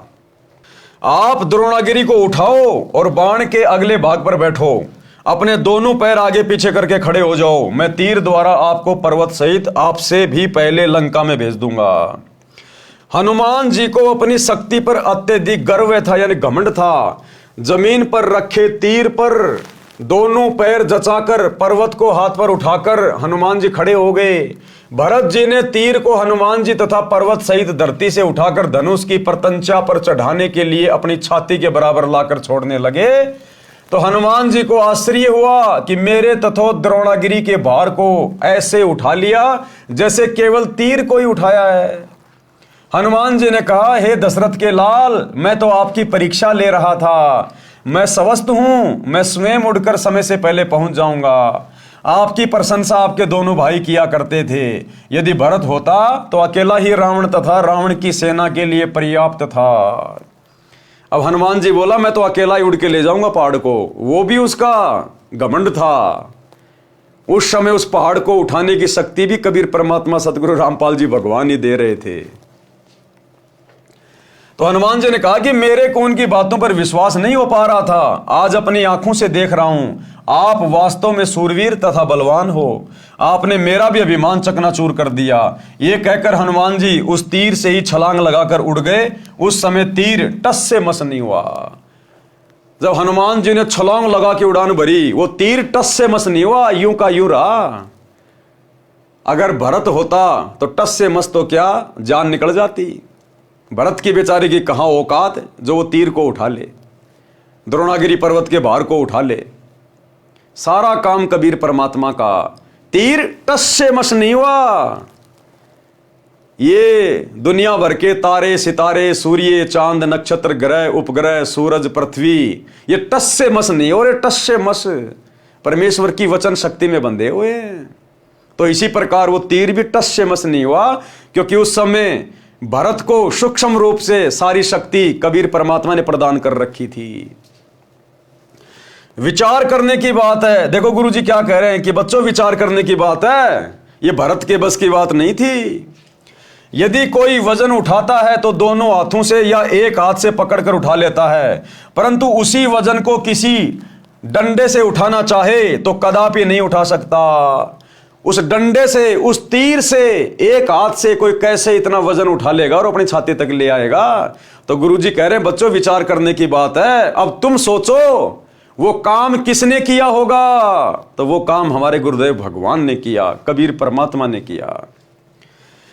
विचार करने की बात है। यदि कोई भार उठाता है तो दोनों हाथों से या एक हाथ से पकड़कर उठा लेता है, परंतु उसी भार को किसी डंडे से उठाना चाहे तो कदापि नहीं उठा सकता।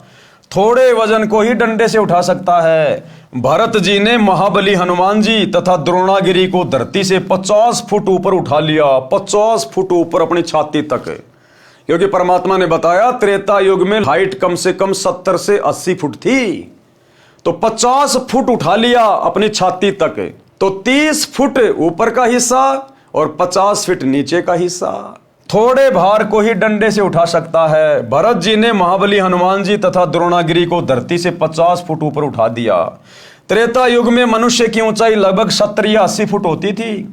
ये कोई सामान्य बात नहीं है। कोई किसी व्यक्ति को डंडे से उठाकर देखे कैसा महसूस होगा। गुरुजी कह रहे बच्चों ये कोई सामान्य बात नहीं है।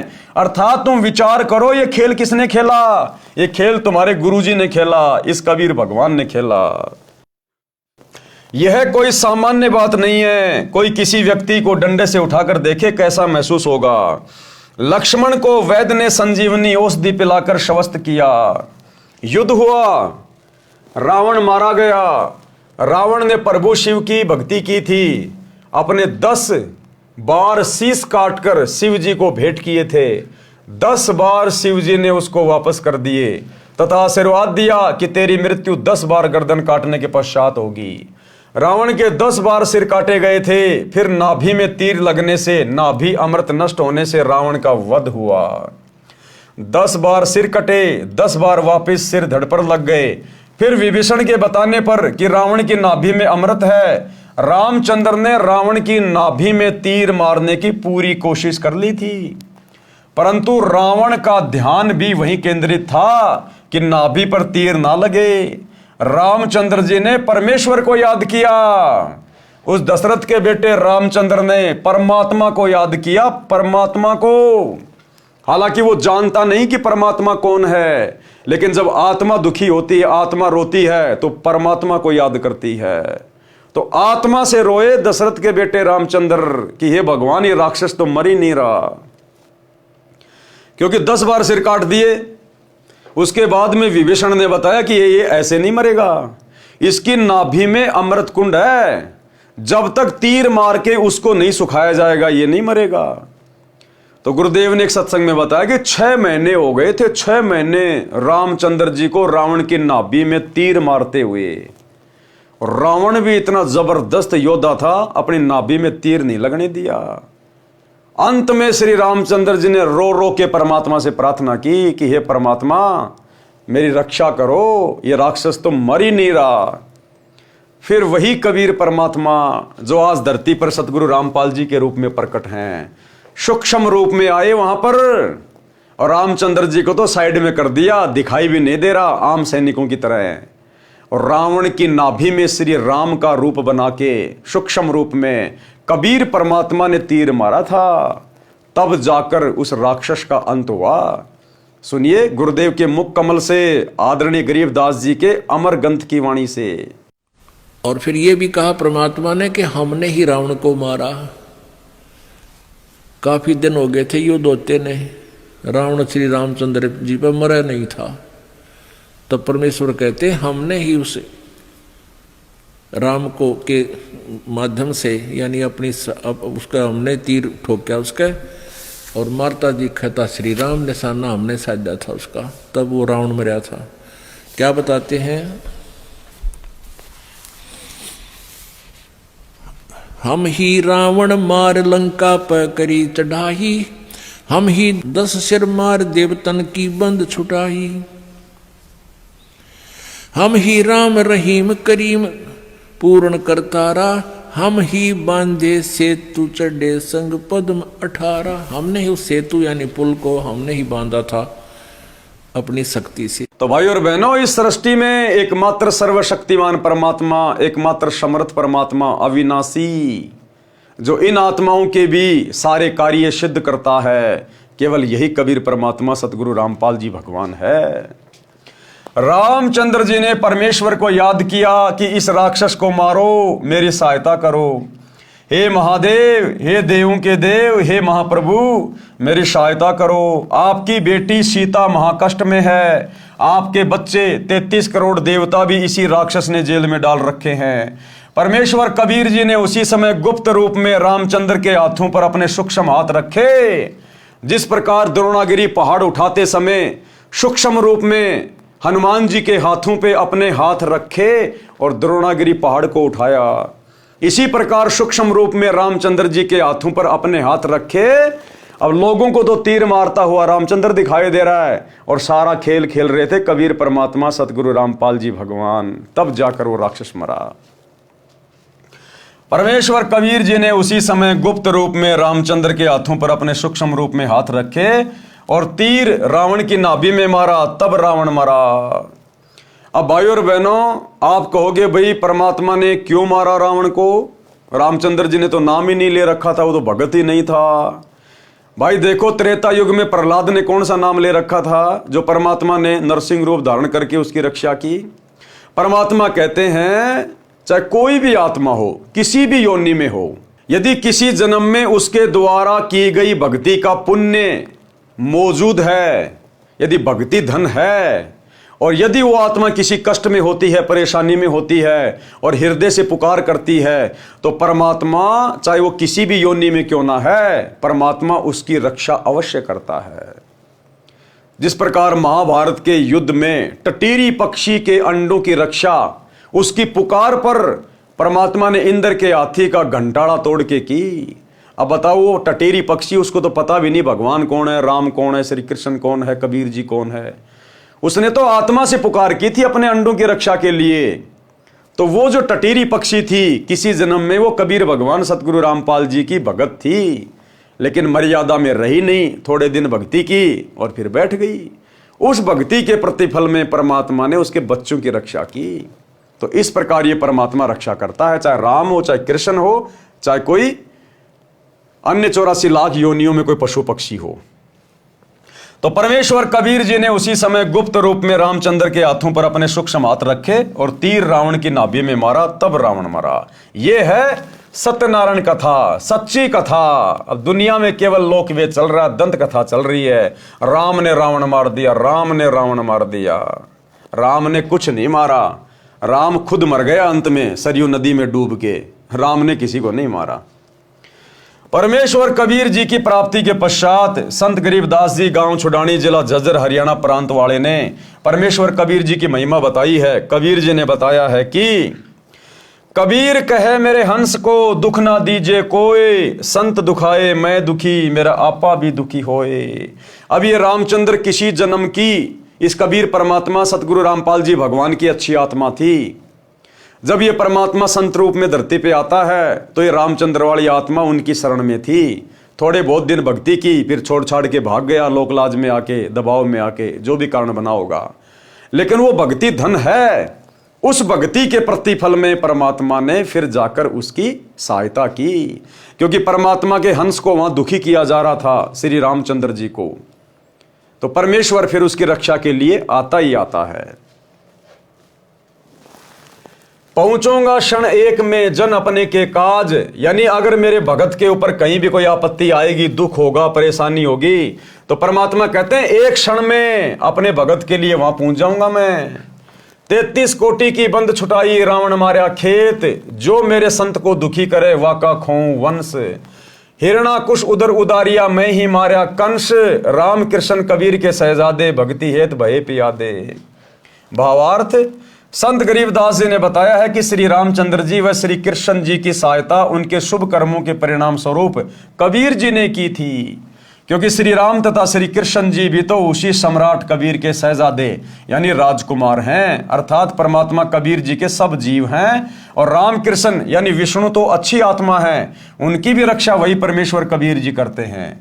वे जनता को सावधान करते हैं कि मेरे साधक को कोई कष्ट ना दे, भगत के कष्ट से मैं दुखी होता हूं, मैं अपने भगत की रक्षा करने के लिए एक क्षण यानी सेकंड में पहुंच जाऊंगा। इसी कारण जब श्री रामचंद्र से रावण नहीं मर रहा था तो गुप्त रूप में मैंने राम का हाथ पकड़कर रावण की नाभि में तीर मारा। क्या कह रहे हैं गुरुदेव? मैंने राम का हाथ पकड़कर रावण की नाभि में तीर मारा।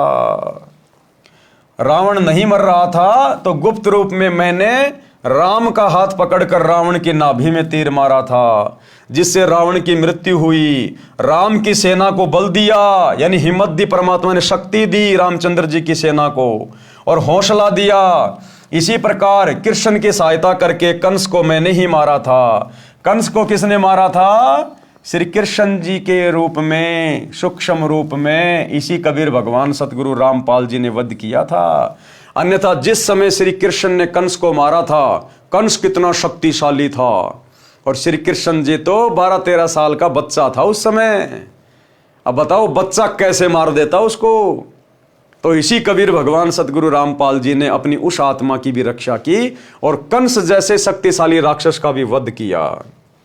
इसी प्रकार कृष्ण की सहायता करके कंस को मैंने ही मारा था। जो मेरे भक्तों को सताएगा उसका कुल नाश कर दूंगा, यानी उसके खानदान को समाप्त कर दूंगा। आज रावण का खानदान समाप्त हो चुका है। आज रावण के खानदान में कोई दीपक जलाने वाला नहीं है, परमात्मा ने नष्ट कर दिया। आज कंस के खानदान में कोई दीपक जलाने वाला नहीं है, परमात्मा ने नष्ट कर दिया, क्योंकि उनकी वाणियां अमर वाणियां हैं। लंका का राजे रावण के छोटे भ्राता विभीषण को दिया। सीता की अग्नि परीक्षा श्री रामचंद्र जी ने ली। यदि रावण ने सीता मिलन किया है तो अग्नि में जलकर मर जाएगी, यदि सीता पाक साफ है तो अग्नि में नहीं जलेगी। सीता जी अग्नि में नहीं जली। उपस्थित लाखों व्यक्तियों ने सीता माता की जय बुलाई। सीता सती की पदवी पाई। रावण का वध आसोज मास की शुक्ल पक्ष की 10वीं को हुआ। अब ये डेट आपको भाई और बहनों केवल सतगुरु रामपाल जी भगवान ही बता सकते हैं, क्योंकि मारने वाला ही तो बताएगा। ये आपको रामायण में नहीं मिलेगी डेट कि कौन से महीने की कौन सी जो है उसको तिथि को मरा था, क्योंकि मारने वाला कौन? सतगुरु रामपाल जी भगवान, ये कबीर परमात्मा तो यही बता सकता है।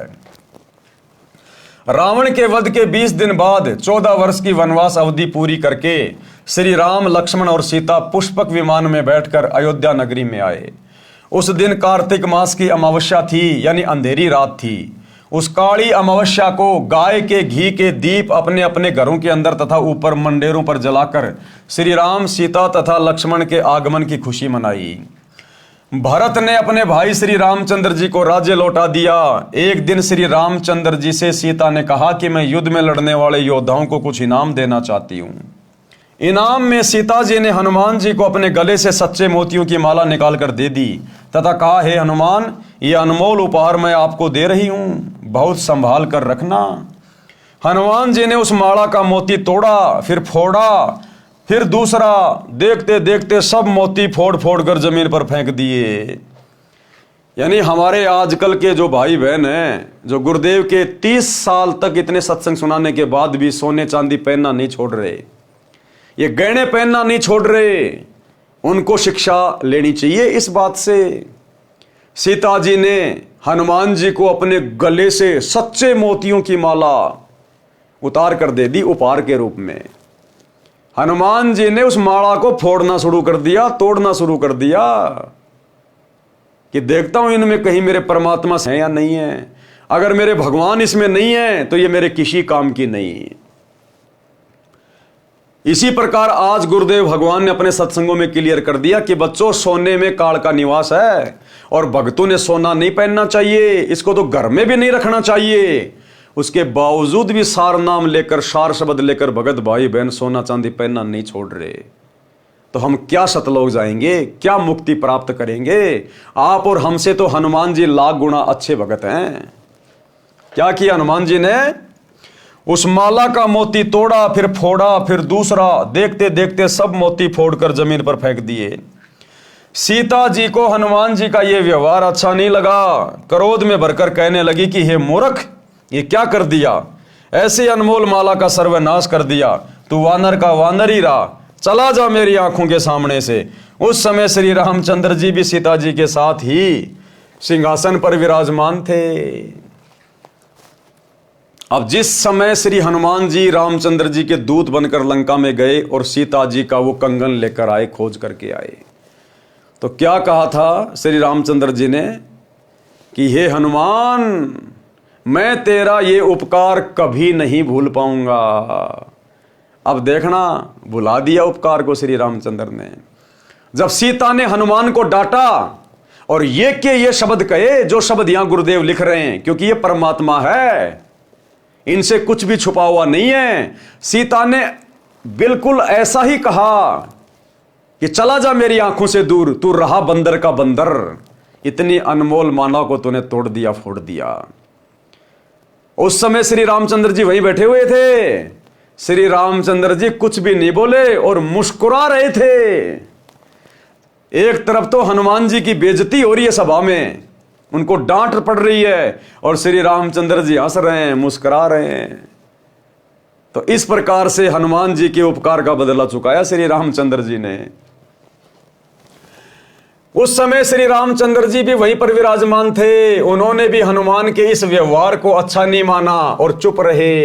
हनुमान जी ने कहा, माता जी, जिस वस्तु में राम नाम अंकित नहीं है वह मेरे किसी काम की नहीं है। इसी प्रकार आज भगत भाई बहनों को ये सोने चांदी के आभूषण घर से बाहर फेंक देने चाहिए। फेंकने का मतलब है कहीं बेच बाच के पैसा अपने घर में काम में लो, परमात्मा की सेवा में लगाओ। क्या कहा हनुमान जी ने कि जिस माला में राम नाम नहीं है, मेरे रामचंद्र जी के दर्शन नहीं है, मेरे क्या काम की वो माला, तोड़ तोड़ के फेंक दी। तो बताओ भाई और बहनों, सोने चांदी में क्या आज? जबकि सोने में तो काल का निवास बता दिया गुरुदेव ने कि सोने में तो काल का निवास है, और स्पष्ट आदेश दे दिया गुरुदेव ने कि भक्तों ने सोना ना पहनना चाहिए, ना अपने घर में रखना चाहिए। और उसके बाद भी सतलोक आश्रमों से जुड़ी हमारी माता बहनें सोने को सजा के रखती हैं अपने नाक में, कान में, गले में, हर जगह। तो कहां समझे गुरु जी के ज्ञान को? 90% संगत जो सोना चांदी पहनती है वो तो अपने सिर पर, अपने शरीर पे काल को धारण करके घूम रही है और भक्ति कर रही है सत्य पुरुष की, और कह रहे हम सतलोक जाएंगे। गुरुदेव का आदेश सुन लो, छोटा सा सत्संग।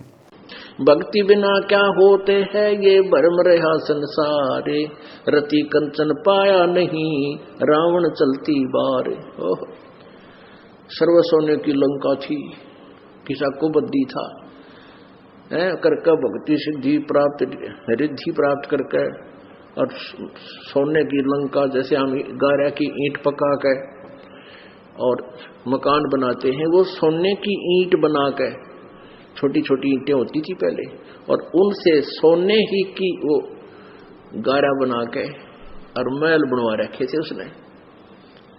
इतना धनी था। और आप दौरे मुश्किल से 50-20 ग्राम 20 तोले सोना होगा थारे दौरे, बड़ा बड़ा सेठ होगा जिस पर 20-30-40 तोले सोना हो गया। कहते वो रति नहीं लेके गया, एक ग्राम भी नहीं ले जा सका, तुम कहां ले जा सकोगे? और के कला तोड़ दोगे 40 तोले सोने में? ये तो खाम खागा सर दर्द है। सोना तो घर में बना रखना चाहिए आपने, और ना इसको पहनना चाहिए। क्या फायदा कान में डाल लिया, कान नाक में डाल लिया, 36 पंगे कड़े बना लिए। परमात्मा ने इतना सुंदर शरीर दे रखे, इस पर आडंबर करने की कतई जरूरत नहीं। इसे भगवान रुष्ट होता है।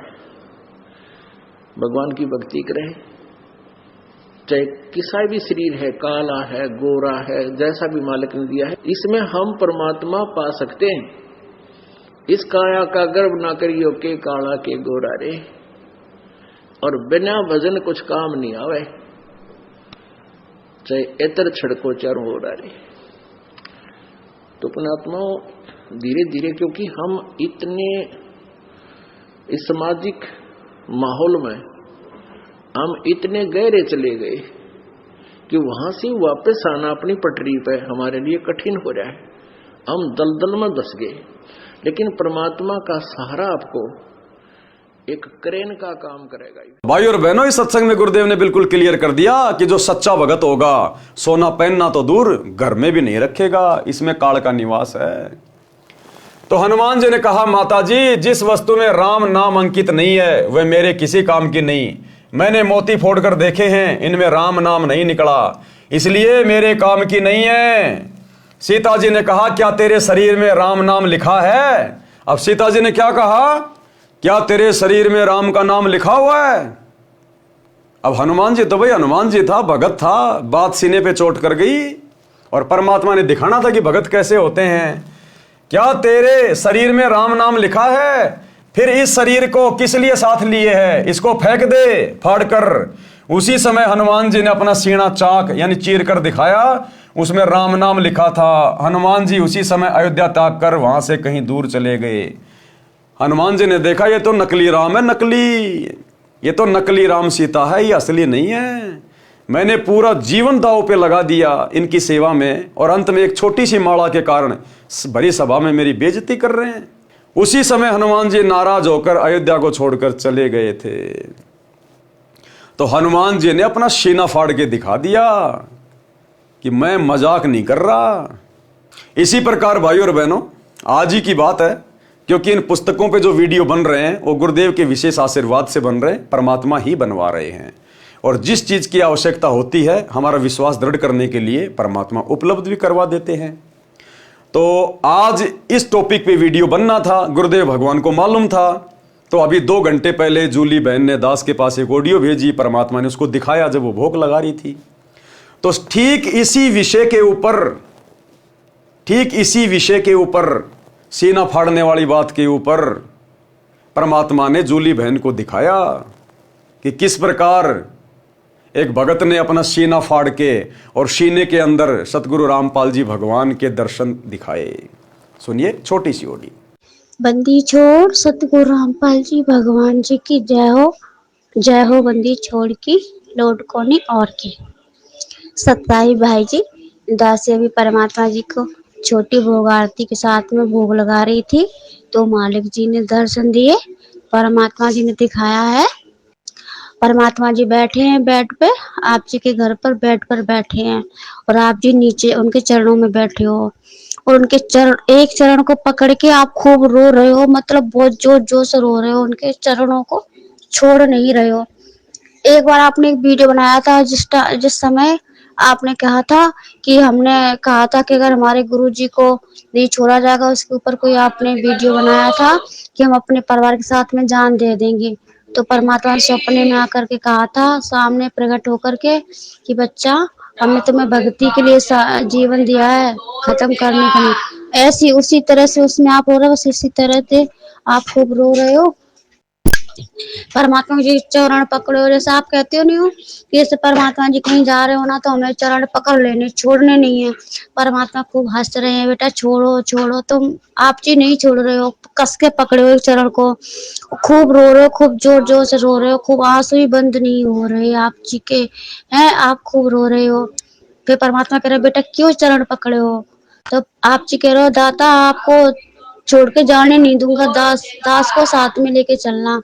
तो परमात्मा जी हंस रहे हैं, कह रहे बेटा अगर छोड़ के जाना होता तो हम आपके साथ क्यों रहते, 8 साल से आपके साथ में। आप कोई भी भाई बहनों को पैर का नाखून उतरा, आपको कोई कष्ट हुआ नहीं ना? जैसे सूर्य आसमान में रहता है और सब जगह उसकी ऊर्जा होती है, इसी तरह तुम्हारा गुरु कहीं भी हो तुम्हारे साथ में, क्योंकि तुमने महसूस किया है, अपने गुरु को जाना है, उनकी महिमा को समझा, उनकी शक्ति को समझा, उनको समझा कि वो कौन शक्ति है। कबीर जी स्वयं सतगुरु रामपाल जी भगवान जी के रूप में प्रकट हैं। तो हम आपको छोड़कर क्यों जाएंगे? पर आप चरण नहीं छोड़ रहे हो, खूब रो रहे हो, बिल्कुल भी चरण नहीं छोड़ रहे हो। परमात्मा खूब खींच रहे हैं अपने चरण को, फिर भी आप नहीं छोड़ रहे हो। फिर परमात्मा ने जी ने दिखाया, एक तरफ आपके लिए बहुत सोना चांदी एकदम सुनहरा सारा सामान है, माया एकदम इकट्ठी कर दी, और एक साइड में आपके लिए 56 प्रकार के भोजन रख दिए हैं। परमात्मा कह रहे बताओ इनमें से क्या चीज मंजूर है, आप जो चीज चाहिए आप ले सकते हो। आप जी कह रहे दास को आपके चरणों की धूल चाहिए, आपके चरणों को धो धो करके दास पीता रहेगा। हमारे लिए 56 प्रकार का भोजन आपकी चरणों की धूल है, इसी को चाटते रहेंगे, हमारे लिए ये हमें माया नहीं चाहिए दाता, हम इस पे थूकते हैं। परमात्मा ने 3 बार कहा ले लो, आप जी ने मना कर दिया, नहीं मालिक क्षमा करना, आपकी हर बात दास मानेगा, पर यह बात आपकी दास बिल्कुल नहीं मानेगा। और फिर आपने वो ना तो मतलब 56 प्रकार के भोजन में हाथ लगाया, ना ही आपने माया में हाथ लगाया। परमात्मा कह रहे चलो ठीक है, और भी सब भाई बहन बैठे हैं इसी तरह से, वो भी कर रहे हैं जैसे आप कर रहे हो। फिर परमात्मा ने कहा चलो ठीक है, आप हमसे कितना प्यार करते, कितना प्रेम करते, हमारे लिए अपना अपना दिल निकालो। आपने चक्कू उठा लिया और आपसे कह रहे हो मालिक हम दिल तो आपको निकाल के दे देते अगर हमारा होता, पर ये दिल हमारा नहीं, ये तो आपका है। इस हृदय में आप विराजमान हो, आपका निवास है, और हम उस स्थान को हानि नहीं पहुंचा सकते जहाँ पे आप विराजमान हो। आपको हानि पहुंचाने से पहले हमारे शरीर के कतरे टुकड़े टुकड़े हो जाए, टुकड़े होकर गिर पड़े, हमारे शरीर से सांसें छूट जाएं, पर हम आपको आपको हानि नहीं पहुंचा सकते। और अगर आप कहो तो हम आपको सीना फाड़ के दिखाएंगे। तो आपने एकदम चक्कू सीने में मारा, जैसे हनुमान जी के हृदय में राम जी विराजमान थे, उसी तरह से परमात्मा सतगुरु रामपाल जी भगवान जी आपके हृदय में विराजमान है और मुस्कुरा रहे हैं। दासी ने देखी तस्वीर, ऐसी तस्वीर है, पैजामा कुर्ता पहने, उस पर काले कलर का, उस पर वो डाले हुए हैं गोछा, और आगे ऐसे आशीर्वाद दे रहे, वो वाली तस्वीर आपके हृदय में। सभी सच्चे भक्त भाई बहनों के हृदय में ऐसे सबने अपने अपने हृदय को ऐसे देखा, तो परमात्मा खुश हुए, देख के खूब हंस रहे, पर आप चरण नहीं छोड़ रहे, चरणों को पकड़े हुए हो। परमात्मा कह रहे हमें ये देखना था और ये परीक्षा लेनी थी कि सच में आप हमारे साथ जाने के योग्य हुए हो या फिर दिखावा कर रहे हो। अभी तो तुम कह रहे हम परमात्मा को भगवान मानते, और कहीं हम ऐसा मतलब एक झटका मारे तो आप सबके सब गिर जाओ, और आप सब पास हुए इस परीक्षा में। आप सच में हमें भगवान मानते हो। तो आप जी कह रहे हो परमात्मा शरीर का हर टुकड़ा टुकड़ा, रोम रोम, खून का कतरा कतरा आपको भगवान मानता है, हम आपको नहीं छोड़ सकते। कितने असंख्यों युग निकल गए भटकते भटकते, अब जाके आपने हम नीचों पे अपनी दया बख्शी, आपने पहचान कराई मेरे मालिक। हमारी तो क्या औकात, हम तो मिट्टी के पुतले हैं, आपकी दया कृपा से आपने अपनी पहचान कराई है मालिक, हम आपको नहीं छोड़ सकते। फिर परमात्मा जी कह रहे हैं कि आप जी चरण नहीं छोड़ोगे और हम चलेंगे तो हमारे साथ आप भी खचरोगे, तो आपको चोट लगेगी। तो आप जी कह रहे नहीं मालिक, अब भगवान के होते उनके भक्तों को कुछ चोट तो छू भी नहीं सकती, अगर हम आपके साथ खचरेंगे तो हमारे फूल जैसा शरीर होगा, फूल चुभेंगे, हमारे शरीर में मिट्टी नहीं चुभेगी। जिस स्थान पर आप अपने चरण रखते हो वो वहां पे मिट्टी कंकड़ नहीं होते, वो फूल बन जाता है, और फूल में चलने से कैसी चोट। पर आपने चरणों को छोड़ा नहीं और रोए जा रहे हो, रोए जा रहे हो। परमात्मा जी ताज लिए अपने हाथों में और आप जी को कह रहे बेटा ये ताज हम आपको पहनाएंगे। आप जी ने हाथ जोड़कर दंडवत प्रणाम करके आपने मना कर दिया कि हे परमात्मा इस दास को क्षमा करना, इस ताज के अधिकारी आप जी हो, ना कि ये दास, ये तो कुत्ता है, और हमारे ताज आपके चरणों की धूल ही इस दास के सर का ताज है। ये कह के परमात्मा ने कहा नहीं बेटा ये ताज हमने खासकर आपके लिए ही मंगाया है। तो आप जी ने कह दिया नहीं मालिक ये ताज नहीं पहन सकता। इतना कह के आपने परमात्मा जी के चरणों की धूल लेकर अपने सर पे डाल ली और बोले कि हे बंदी छोड़ मेरे परमपिता परमेश्वर, आपके चरणों की धूल ही इस दास के सर की ताज है। फिर परमात्मा इस बात से खूब खुश हुए और आपको सीने से लगा लिया। बस इतना ही परमात्मा ने दिखाया था। बंदी छोड़ सतगुरु रामपाल जी भगवान जी की जय हो। सीता जी ने कहा क्या तेरे शरीर में राम नाम लिखा है? फिर इस शरीर को किस लिए साथ लिए है? इसको फेंक दे फाड़ कर। उसी समय हनुमान जी ने अपना सीना चीर कर दिखाया, उसमें राम नाम लिखा था। हनुमान जी उसी समय अयोध्या त्याग कर वहां से कहीं दूर चले गए। श्री रामचंद्र जी अपनी अयोध्या नगरी की जनता के दुख दर्द जानने के लिए गुप्त रूप से रात्रि के समय वेश बदलकर घूमा करते थे। कुछ वर्ष उपरांत जब राजा रामचंद्र जी रात्रि में अयोध्या की गलियों में विचरण कर रहे थे, एक घर से ऊंची ऊंची आवाज आ रही थी। राजा रामचंद्र जी ने निकट जाकर वार्ता सुनी। एक धोबी की पत्नी झगड़ा करके घर से चली गई थी। वह 2-3 दिन अपनी बहन के घर रही, फिर लौट आई। धोबी उसकी पिटाई कर रहा था और कह रहा था कि निकल जा मेरे घर से, तू तो रात बाहर रह कर आई है, 2 रात बाहर रह के आई है, मैं तेरे को घर में नहीं रखूंगा, तू कलंकित है। वह कह रही थी, मुझे सौगंध भगवान की, सौगंध है राजा राम की, मैं पाक साफ हूं, आपने मारा तो मैं गुस्से से अपनी बहन के घर चली गई थी, मैं निर्दोष हूं। धोबी ने कहा, मैं दशरथ पुत्र रामचंद्र का बेटा नहीं हूं जो अपनी कलंकित पत्नी को घर ले आया है, जो वर्षों रावण के साथ रही थी। अयोध्या नगरी के सब लोग लुगाई चर्चा कर रहे हैं, क्या जीना है ऐसे व्यक्ति का जिसकी पत्नी अपवित्र हो गई हो। राजा राम ने धोबी के मुख से ये बात सुनी तो कानों में मानो गरम तेल डाल दिया हो। अगले दिन रामचंद्र जी ने सभा बुलाई तथा नगरी में चल रही चर्चा के विषय में बताया और कहा कि यह चर्चा तब बंद हो सकती है जब मैं सीता को घर से निकाल दूंगा। इसको कहते हैं लोक लाज। ये लोक लाज भक्ति मार्ग में, मोक्ष मार्ग में इतनी भयंकर चीज है, इतनी बड़ी बाधा है कि 3 लोक के भगवान भी लोक लाज से नहीं बच पाए। लोक लाज में आकर कि लोग मेरे बारे में क्या कह रहे हैं, मेरी बेइज्जती हो रही है प्रजा में, वो लोक लाज सहन नहीं हो पाई, अपनी निंदा सहन नहीं कर पाया श्री रामचंद्र। और अपनी गर्भवती औरत को जो कि अग्नि परीक्षा लेकर लाया था, मात्र लोकलाज में आकर और गर्भवती सीता को अयोध्या से जंगल में निकाल दिया। ये लोकलाज इतनी भयंकर बीमारी है। इसलिए गुरुदेव कहते हैं, लोकलाज ना कीजिए, निर्भय हो रहिए, जो मन चावे राम को दाशा तंदरिए। कुलकर्णी के कारणे हंसा गया बिगोय, फिर यो कुल के कर लेगा जब तू 4 पाए का होए। तो भाई और बहनों, हमने लोकलाज को नहीं देखना, हमने समाज को नहीं देखना, कोई हमारी कितनी निंदा चुगली करे। हमें पता है, ज्ञान हमें दिया है गुरुदेव ने, हमें पता कि हम जिस मार्ग पे चल रहे हैं ये मोक्ष मार्ग है और काल इतनी आसानी से हमें मोक्ष प्राप्त नहीं करने देगा। वो हर प्रकार से हर बीमारी को हमारे पीछे लगाएगा। तो हमने समाज को नहीं देखना, रिश्तेदारों को नहीं देखना, भक्तिहीन लोगों की व्यर्थ की बातों को नहीं सुनना। वो भोगते रहेंगे जैसे हाथी चलता है, कुत्ते भोगते रहते हैं, हाथी परवाह भी नहीं करता। अगले दिन रामचंद्र जी ने सभा बुलाई तथा नगरी में चल रही चर्चा के विषय में बताया और कहा कि यह चर्चा तब बंद हो सकती है जब मैं सीता को घर से निकाल दूंगा। उसी समय सीता जी को सभा में बुलाया गया तथा घर से निकालने का आदेश दे दिया। अब बताओ, ये भाई बहन ब्याह शादी में 7 फेरे काटते हैं। 7 फेरों का क्या मतलब होता है? 7 जन्म में तेरा साथ निभाऊंगा। तुम्हारे श्री रामचंद्र जी ने तो नहीं निभाया, एक ही जन्म नहीं निभाया, उसी जन्म में सीता जी को छोड़ दिया। तुम कहां से 7 जन्म निभाओगे? तो यह भी एक काल का बंधन है। हम भगत भाई बहनों ने जब रमेणियां होती हैं, शादी होती हैं, तो हम भगत भाई बहनों ने भूल कर भी 7 फेरे नहीं लेने, भूल कर भी। अरे फिर मोक्ष क्या खाक प्राप्त करोगे?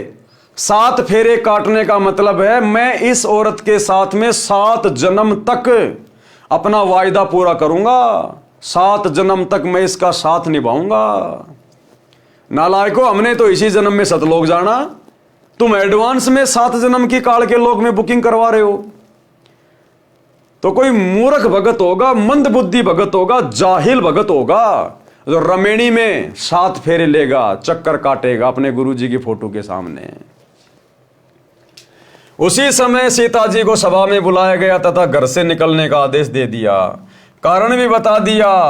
सीता जी ने विनय भी की कि हे स्वामी, आपने मेरी अग्नि परीक्षा भी ली थी, मैं भी आत्मा से कहती हूं रावण ने मेरे साथ मिलन नहीं किया।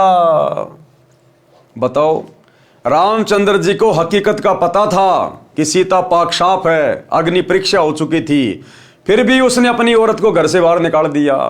अपनी औरत का भी नहीं हुआ तो सोचो भाई, आज ये 10-20 लाख रुपए का राम मंदिर बना के हैं, और मुंह में तानसेन ठूस के और जय श्री राम का लाल लाल झंडा लेके और गाड़ियों के पीछे कट्टर सनातनी लिख के जय श्री राम लिख के चलने वालों, जब तुम्हारे ऊपर आपत्ति आएगी तो तुम तो उस रामचंद्र के लगते क्या हो? तुम तो उसके रिश्तेदार भी नहीं हो, रिश्तेदारों के रिश्तेदार भी नहीं हो। जब वो अपनी औरत का सगा नहीं हुआ, अपनी औरत के साथ में जिसने धोखा कर दिया, दगा कर दिया, तो तुम्हारा कहां तक साथ निभाएगा? इसलिए अपना मोबाइल उठाओ और सच्चे राम की कथा सुनो, सतगुरु रामपाल जी के सत्संग। सीता जी ने प्रार्थना भी की कि हे स्वामी, आपने मेरी अग्नि परीक्षा भी ली थी। मैं भी आत्मा से कहती हूं, रावण ने मेरे साथ मिलन नहीं किया। कारण था कि उसको एक ऋषि का श्राप लगा था कि यदि तू किसी पर स्त्री से बलात्कार करेगा तो तेरी उसी समय मृत्यु हो जाएगी। अब भाइयों और बहनों, रावण को यह श्राप भी कबीर भगवान सतगुरु रामपाल जी ने दिलवाया, क्योंकि सीता भी इसी भगवान की आत्मा है और मालिक को पता था कि सीता के जीवन में इस प्रकार की आपत्ति आएगी। और रावण तो राक्षस है, वो तो दुष्ट है, वो मानेगा नहीं। तो परमात्मा ने पहले ही सीता को बचाने के लिए, उसके पतिव्रता धर्म को खंडित होने से बचाने के लिए पहले ही रावण को श्राप दिलवा दिया। देखो, ऐसे ये परमात्मा अपनी आत्माओं की सुरक्षा करता है, रक्षा करता है। जो निकम्मी आत्माएं एक बार भी इनकी शरण में आ जाती हैं और किसी कारण से भक्ति मार्ग पर नहीं टिक पाती हैं, और जब तक उनके पास वो भक्ति धन होता है तब तक परमात्मा इस प्रकार से उनकी रक्षा करता रहता है। और जिस दिन उनका भक्ति धन समाप्त होगा, फिर चाहे राम हो, चाहे कृष्ण हो, चाहे सीता हो, चाहे राधा हो, 84 लाख योनियों में गधे कुत्ते सूअर की योनियां भोगते डोलेंगे। फिर ये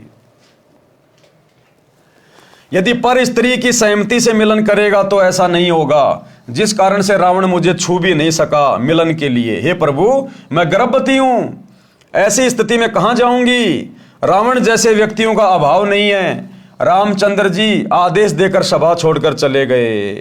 रामचंद्र जी अपना आदेश सुना के सीता की बात नहीं सुनी, सभा छोड़ के चले गए।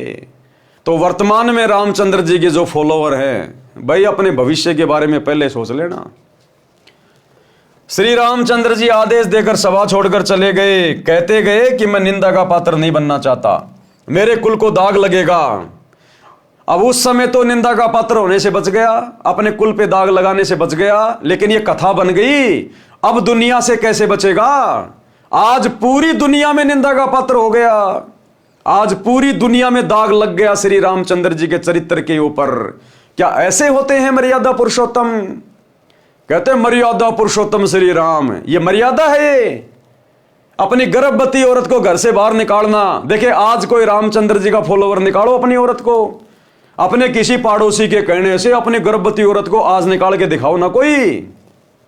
अगर उस समय मान जाता सीता की बात तो केवल अयोध्या में ही निंदा का पात्र होता, लेकिन आज तो पूरी दुनिया में निंदा का पात्र बन गया, पूरी दुनिया में। रामचंद्र जी आदेश देकर सभा छोड़कर चले गए। कहते गए कि मैं निंदा का पात्र नहीं बनना चाहता, मेरे कुल को दाग लगेगा। आज कौन सी शाबाशी मिल रही है? और 2028 के बाद देखना क्या शाबाशी मिलेगी, जब पूरी दुनिया में ये सतगुरु रामपाल जी भगवान की ये कथाएं जाएंगी, पूरी दुनिया में सतगुरु रामपाल जी भगवान की भक्ति होगी, तब देखना असली दाग तो उस समय लगेगा जब पूरा संसार जानेगा ये झूठी राम कहानियां।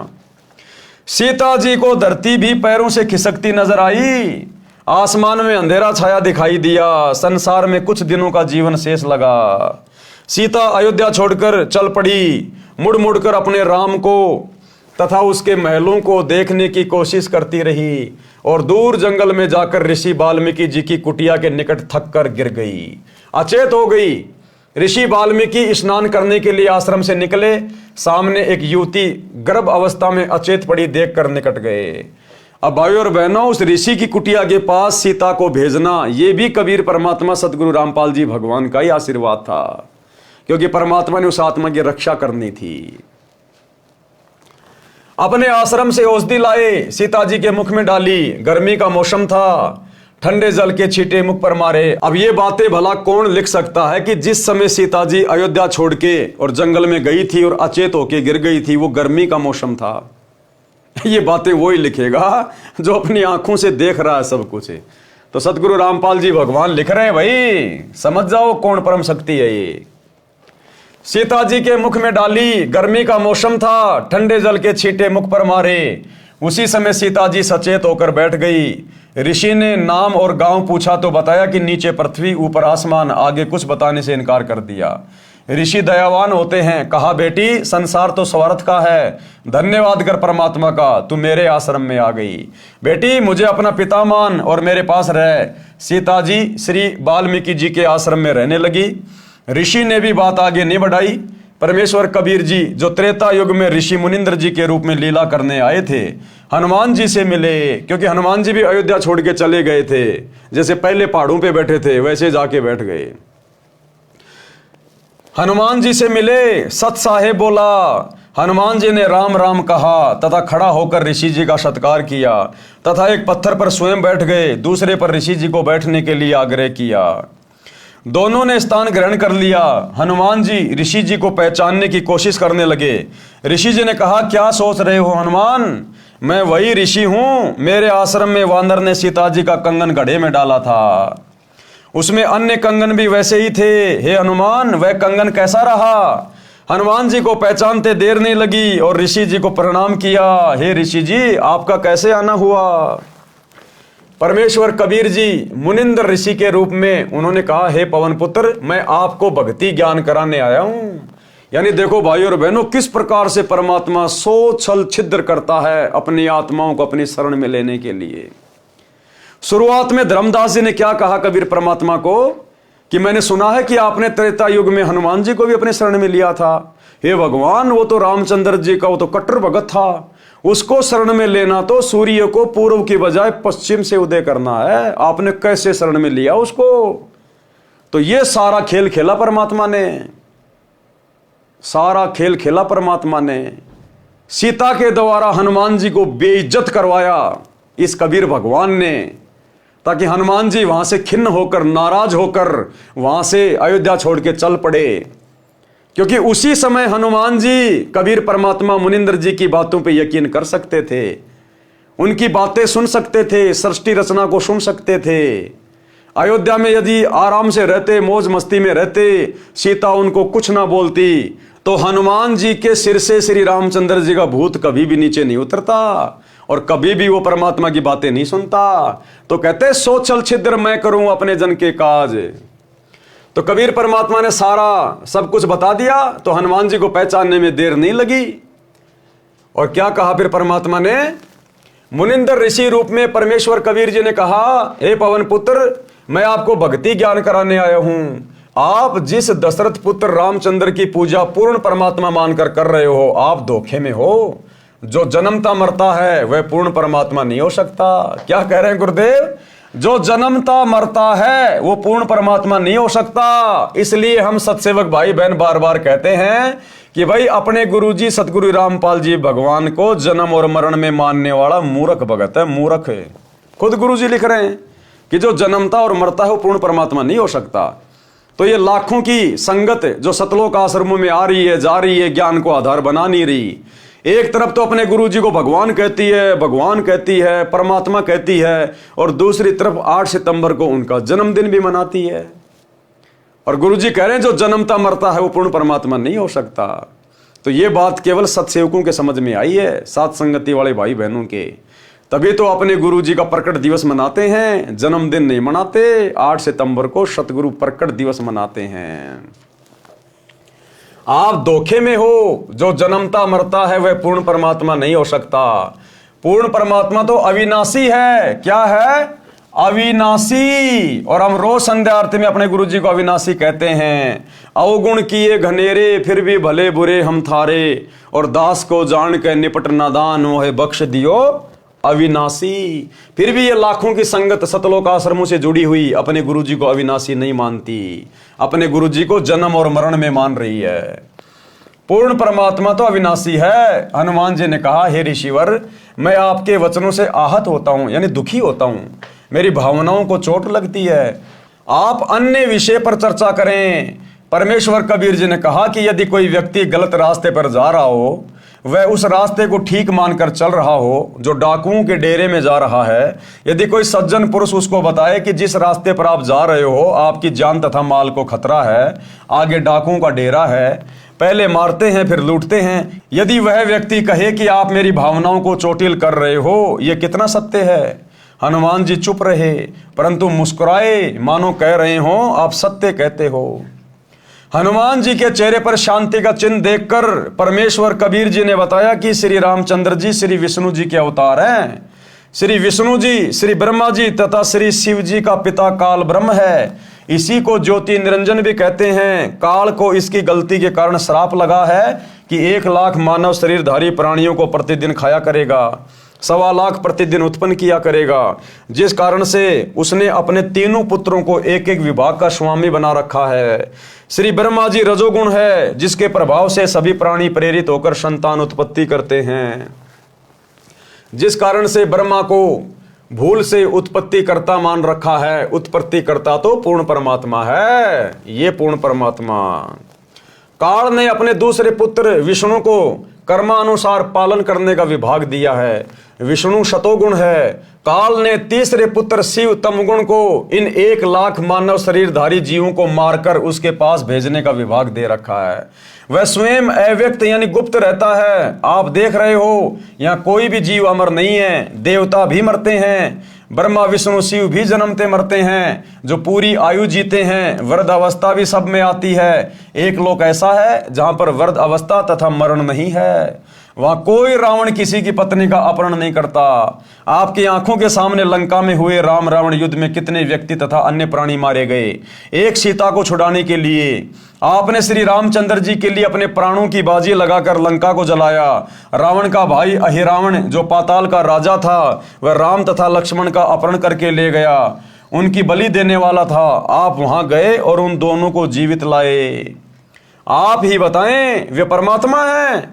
जिस समय नाग फांस शस्त्र के छोड़ने से सर्पों ने श्री राम तथा आप तथा सर्व सेना व लक्ष्मण तक को बांध दिया था, सर्प आप सबको जकड़े हुए थे, आप सब विवश थे। कुछ समय में आप सबको रावण की सेना आसानी से काट डालती। उस समय गरुड़ को पुकारा गया, उसने नागों को काटा, आप तथा रामचंद्र बंधन मुक्त हुए। यदि परमात्मा इतना विवश है कि अपना बंधन नहीं काट सकता, तो पुजारियों का क्या होगा, विचार करो। काटे बंधन विपत में कठिन कियो संग्राम, चीनो रे नर प्राणियों गरुड़ बड़ो या राम। शब्दार्थ, इस वाणी का शब्दार्थ ऊपर किया गया है। हनुमान जी ने कहा, ऋषि जी, समुद्र पर पुल बनाना क्या आम आदमी का कार्य है? यह परमात्मा बिना नहीं बनाया जा सकता।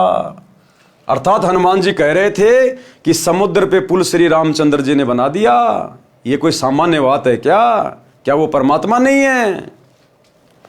समुद्र पाट लंका गयो सीता को भरतार, अगस्त ऋषि सातु पिए इनमें कौन करतार। तो क्या कहा फिर परमात्मा ने? यदि आप समुद्र के ऊपर सेतु बनाने से श्री रामचंद्र जी को परमात्मा मानते हो, तो अगस्त ऋषि ने 7 सागरों को पी लिया था, इनमें कौन है परमात्मा? ऋषि मुनिंद्र जी ने बताया कि आप भूल गए क्या? एक ऋषि आए थे, उन्होंने एक पर्वत के पत्थरों को अपनी डंडी से रेखा खींचकर हल्का किया था, तब पत्थर तैरे थे, तब पुल बना था। रामचंद्र तो 3 दिन से रास्ता मांग रहे थे, समुद्र ने ही बताया था नल नील के विषय में। हनुमान जी ने कहा कि वह तो विश्वकर्मा जी थे जो वेश बदलकर श्री रामचंद्र जी के बुलाने पर आए थे। परमेश्वर कबीर जी ने कहा कि श्री विश्वकर्मा जी तो पुल का निर्माण कर सकता है, जल के ऊपर पत्थर नहीं तैरा सकता। नल नील के हाथों में शक्ति थी, उनके हाथों से डाली गई वस्तु जल के ऊपर तैरा करती थी। उस दिन उनमें अभिमान आ गया, उनकी शक्ति समाप्त हो गई थी, वह आशीर्वाद मेरा ही था। हनुमान जी ने कहा, क्या आप ऋषि मुनिंद्र जी हैं? फिर हनुमान जी को सब कुछ याद आ गया, बोला क्या आप वो ही मुनिंद्र ऋषि हैं? परमेश्वर जी ने कहा, हाँ। मुनिंद्र जी ने कहा कि आपने अपने प्राणों की परवाह ना करके राम जी के लिए क्या नहीं किया? जब सीता ने आपको अपशब्द कहे और घर छोड़ने को कहा, उस समय श्री राम वहीं विराजमान थे, एक शब्द भी नहीं कहा कि सीता ऐसा ना कर। पवन सुत अंदर से तो मान रहे थे, परंतु ऊपर से कह रहे थे कि ऋषि जी किसी की आलोचना नहीं करनी चाहिए। मुनिंदर जी ने कहा कि सत्य कहना आलोचना नहीं होती। यदि श्री रामचंद्र और सीता के अंदर अच्छे इंसान वाले गुण भी होते, अब भाई और बहनों भगवान की बातें तो बहुत दूर है, गुरुदेव ने स्पष्ट कर दिया उनमें तो एक अच्छे इंसान के भी गुण नहीं थे श्री राम और सीता में। अगर एक अच्छे इंसान के भी गुण होते तो हनुमान जी का जीवन भर उपकार नहीं भूलते, लेकिन बेचारी की बेइज्जती की वहां पर। तो क्या कह रहे हैं गुरुदेव, यदि श्री रामचंद्र और सीता के अंदर अच्छे इंसान वाले गुण भी होते तो भी आपका आजीवन एहसान मानते और अपने चरणों में रखते। आप तो उनके बिना जीना भी उचित नहीं मानते। और सुनो, आपके साथ जैसा व्यवहार किया उसका फल भी सीता तथा रामचंद्र जी को मिल गया, क्योंकि हनुमान जी को नहीं पता था कि मेरे आने के बाद में श्री राम ने सीता को जंगल में निकाल दिया है। तो परमात्मा ने बताई फिर वो बात मुनिंदर ऋषि रूप में कि जैसा व्यवहार श्री रामचंद्र ने और सीता ने तेरे साथ किया था ना, उसका फल भी उनको मिल गया, सीता को भी उसका फल मिल गया। कुछ वर्षों के पश्चात सीता को श्री राम ने घर से निकाल दिया। उस समय वह गर्भवती थी। ये सुनकर हनुमान जी की आंखों से आंसू निकल आए और ऋषि जी के चरणों में गिर गए, कुछ नहीं बोले। अयोध्या वासियों ने 2 वर्ष दीपावली और दशहरा मनाया था, उसके पश्चात बंद कर दिया था कि जिस देवी के लिए रावण मारा, आज वह फिर कितने रावणों का कष्ट झेलेगी। दीपमाला खुशी का प्रतीक है। जब राजा और रानी भिन्न भिन्न हो गए तो न दीपावली राजा को अच्छी लगे और न प्रजा को, इसलिए दीपावली का पर्व उसी समय से बंद हो गया था। और हमारे सनातनी भाई अभी तक दीपावली का डंका पीट रहे हैं। जो 2 वर्ष मनाया था उसी के आधार से भोली जनता ये पर्व मना रही है। इसी प्रकार दशहरा तथा रावण दहन की परंपरा चली आ रही है। यदि किसी के घर पर किसी जवान की मृत्यु हो जाती है तो वह परिवार तथा रिश्तेदार कोई त्योहार नहीं मनाते। हनुमान जी ने कहा, प्रभु परमेश्वर की चर्चा करो। कबीर परमेश्वर जी ने सृष्टि रचना सुनाई। सत्य कथा सुनकर हनुमान जी गदगद हुए। सतलोक देखने की प्रार्थना की। परमेश्वर आकाश में उड़ गए, हनुमान जी देख रहे थे। कुछ देर अंतर ध्यान हो गए। हनुमान जी चिंतित हो गए कि अब ये ऋषि कैसे मिलेंगे। इतने में आकाश में विशेष प्रकाश दिखाई दिया। हनुमान जी को दिव्य दृष्टि देकर सतलोक दिखाया। ऋषि मुनिंद्र जी सिंहासन पर बैठे दिखाई दिए। उनके शरीर का प्रकाश अत्यधिक था। सिर पर मुकुट तथा राजाओं की तरह छत्र था। कुछ देर वह दृश्य दिखाकर दिव्य दृष्टि समाप्त कर दी। मुनिंद्र जी नीचे आए। हनुमान जी को विश्वास हुआ कि यह परमेश्वर है, सतलोक सुख का स्थान है। परमेश्वर कबीर जी से दीक्षा ली, अपना जीवन धन्य किया, मुक्ति के अधिकारी हुए। इस प्रकार पवित्र आत्मा परमार्थी स्वभाव हनुमान जी को परमेश्वर कबीर जी ने अपनी शरण में लिया। परमार्थी आत्मा को संसार तथा काल के स्वामी भले ही परोपकार का फल नहीं देते, परंतु परमेश्वर ऐसी आत्माओं को शरण में अवश्य लेते हैं, क्योंकि ऐसी आत्मा ही परम भगत बनकर भक्ति करते हैं। ऐसी आत्मा, हनुमान जैसी आत्मा ही परम भगत बनकर फिर भक्ति करते हैं और मोक्ष प्राप्त करते हैं। सांसारिक व्यक्ति जो परमार्थी को धोखा देते हैं वे आजीवन कष्टमय जीवन व्यतीत करते हैं। श्री रामचंद्र जी को अंत समय में अपने ही पुत्रों लव तथा कुश से पराजय का मुंह देखना पड़ा। सीता जी ने उनके दर्शन करना भी उचित नहीं समझा। देखते देखते पृथ्वी में समा गई। इस गलानी से श्री रामचंद्र जी ने अयोध्या के पास बह रही सरयू नदी में छलांग लगाकर अपनी जीवन लीला जल समाधि लेकर समाप्त की। अंत में नदी में डूबकर दुखी होकर श्री रामचंद्र जी ने अपने जीवन का एंड कर लिया। और देखो भाई और बहनों, अब हनुमान जी को मनुष्य जन्म मिलेगा। अब हनुमान जी ने जितना बलिदान, जितना त्याग श्री रामचंद्र जी के लिए किया और त्रेता में परमात्मा की शरण में आ गया था, भक्ति का बीज उसने डलवा लिया था। अब उस हनुमान जी का जन्म इस कलयुग की पिछली पीढ़ी में होगा या हो गया होगा। परमार्थी हनुमान जी को निस्वार्थ दुखियों की सहायता करने का फल मिला। परमात्मा स्वयं आए, मोक्ष मार्ग बताया, जीव का कल्याण हुआ। हनुमान जी फिर मानव जीवन प्राप्त करेंगे। क्या कह रहे हैं गुरुदेव? हनुमान जी फिर मानव जीवन प्राप्त करेंगे। तब परमेश्वर कबीर जी उनको शरण में लेकर मुक्त करेंगे। उस आत्मा में सत्य भक्ति बीज डल चुका है। तो भाई और बहनों, कितनी अच्छी और अनमोल कथा और कितनी सटीक और संक्षेप में जानकारी, सत्य जानकारी गुरुदेव भगवान ने अपने कर कमल से इस पुस्तक में लिखकर हम तक पहुंचाई है। और वीडियो के माध्यम से हम सारी सच्चाई जान पा रहे हैं और हमारा विश्वास हमारे गुरुदेव भगवान के ऊपर दृढ़ होता जा रहा है। तो भाइयों और बहनों, इसी प्रकार से वीडियो बनते रहेंगे। आप जी वीडियो देखते रहिए। आगे का वीडियो कल रात्रि 8 बजे शुरू होगा। तब तक गुरुदेव भगवान हम सबको आज्ञा दें, इजाजत दें, सद्बुद्धि दें, आशीर्वाद दें। बंदी छोड़ सतगुरु रामपाल जी भगवान की जय हो।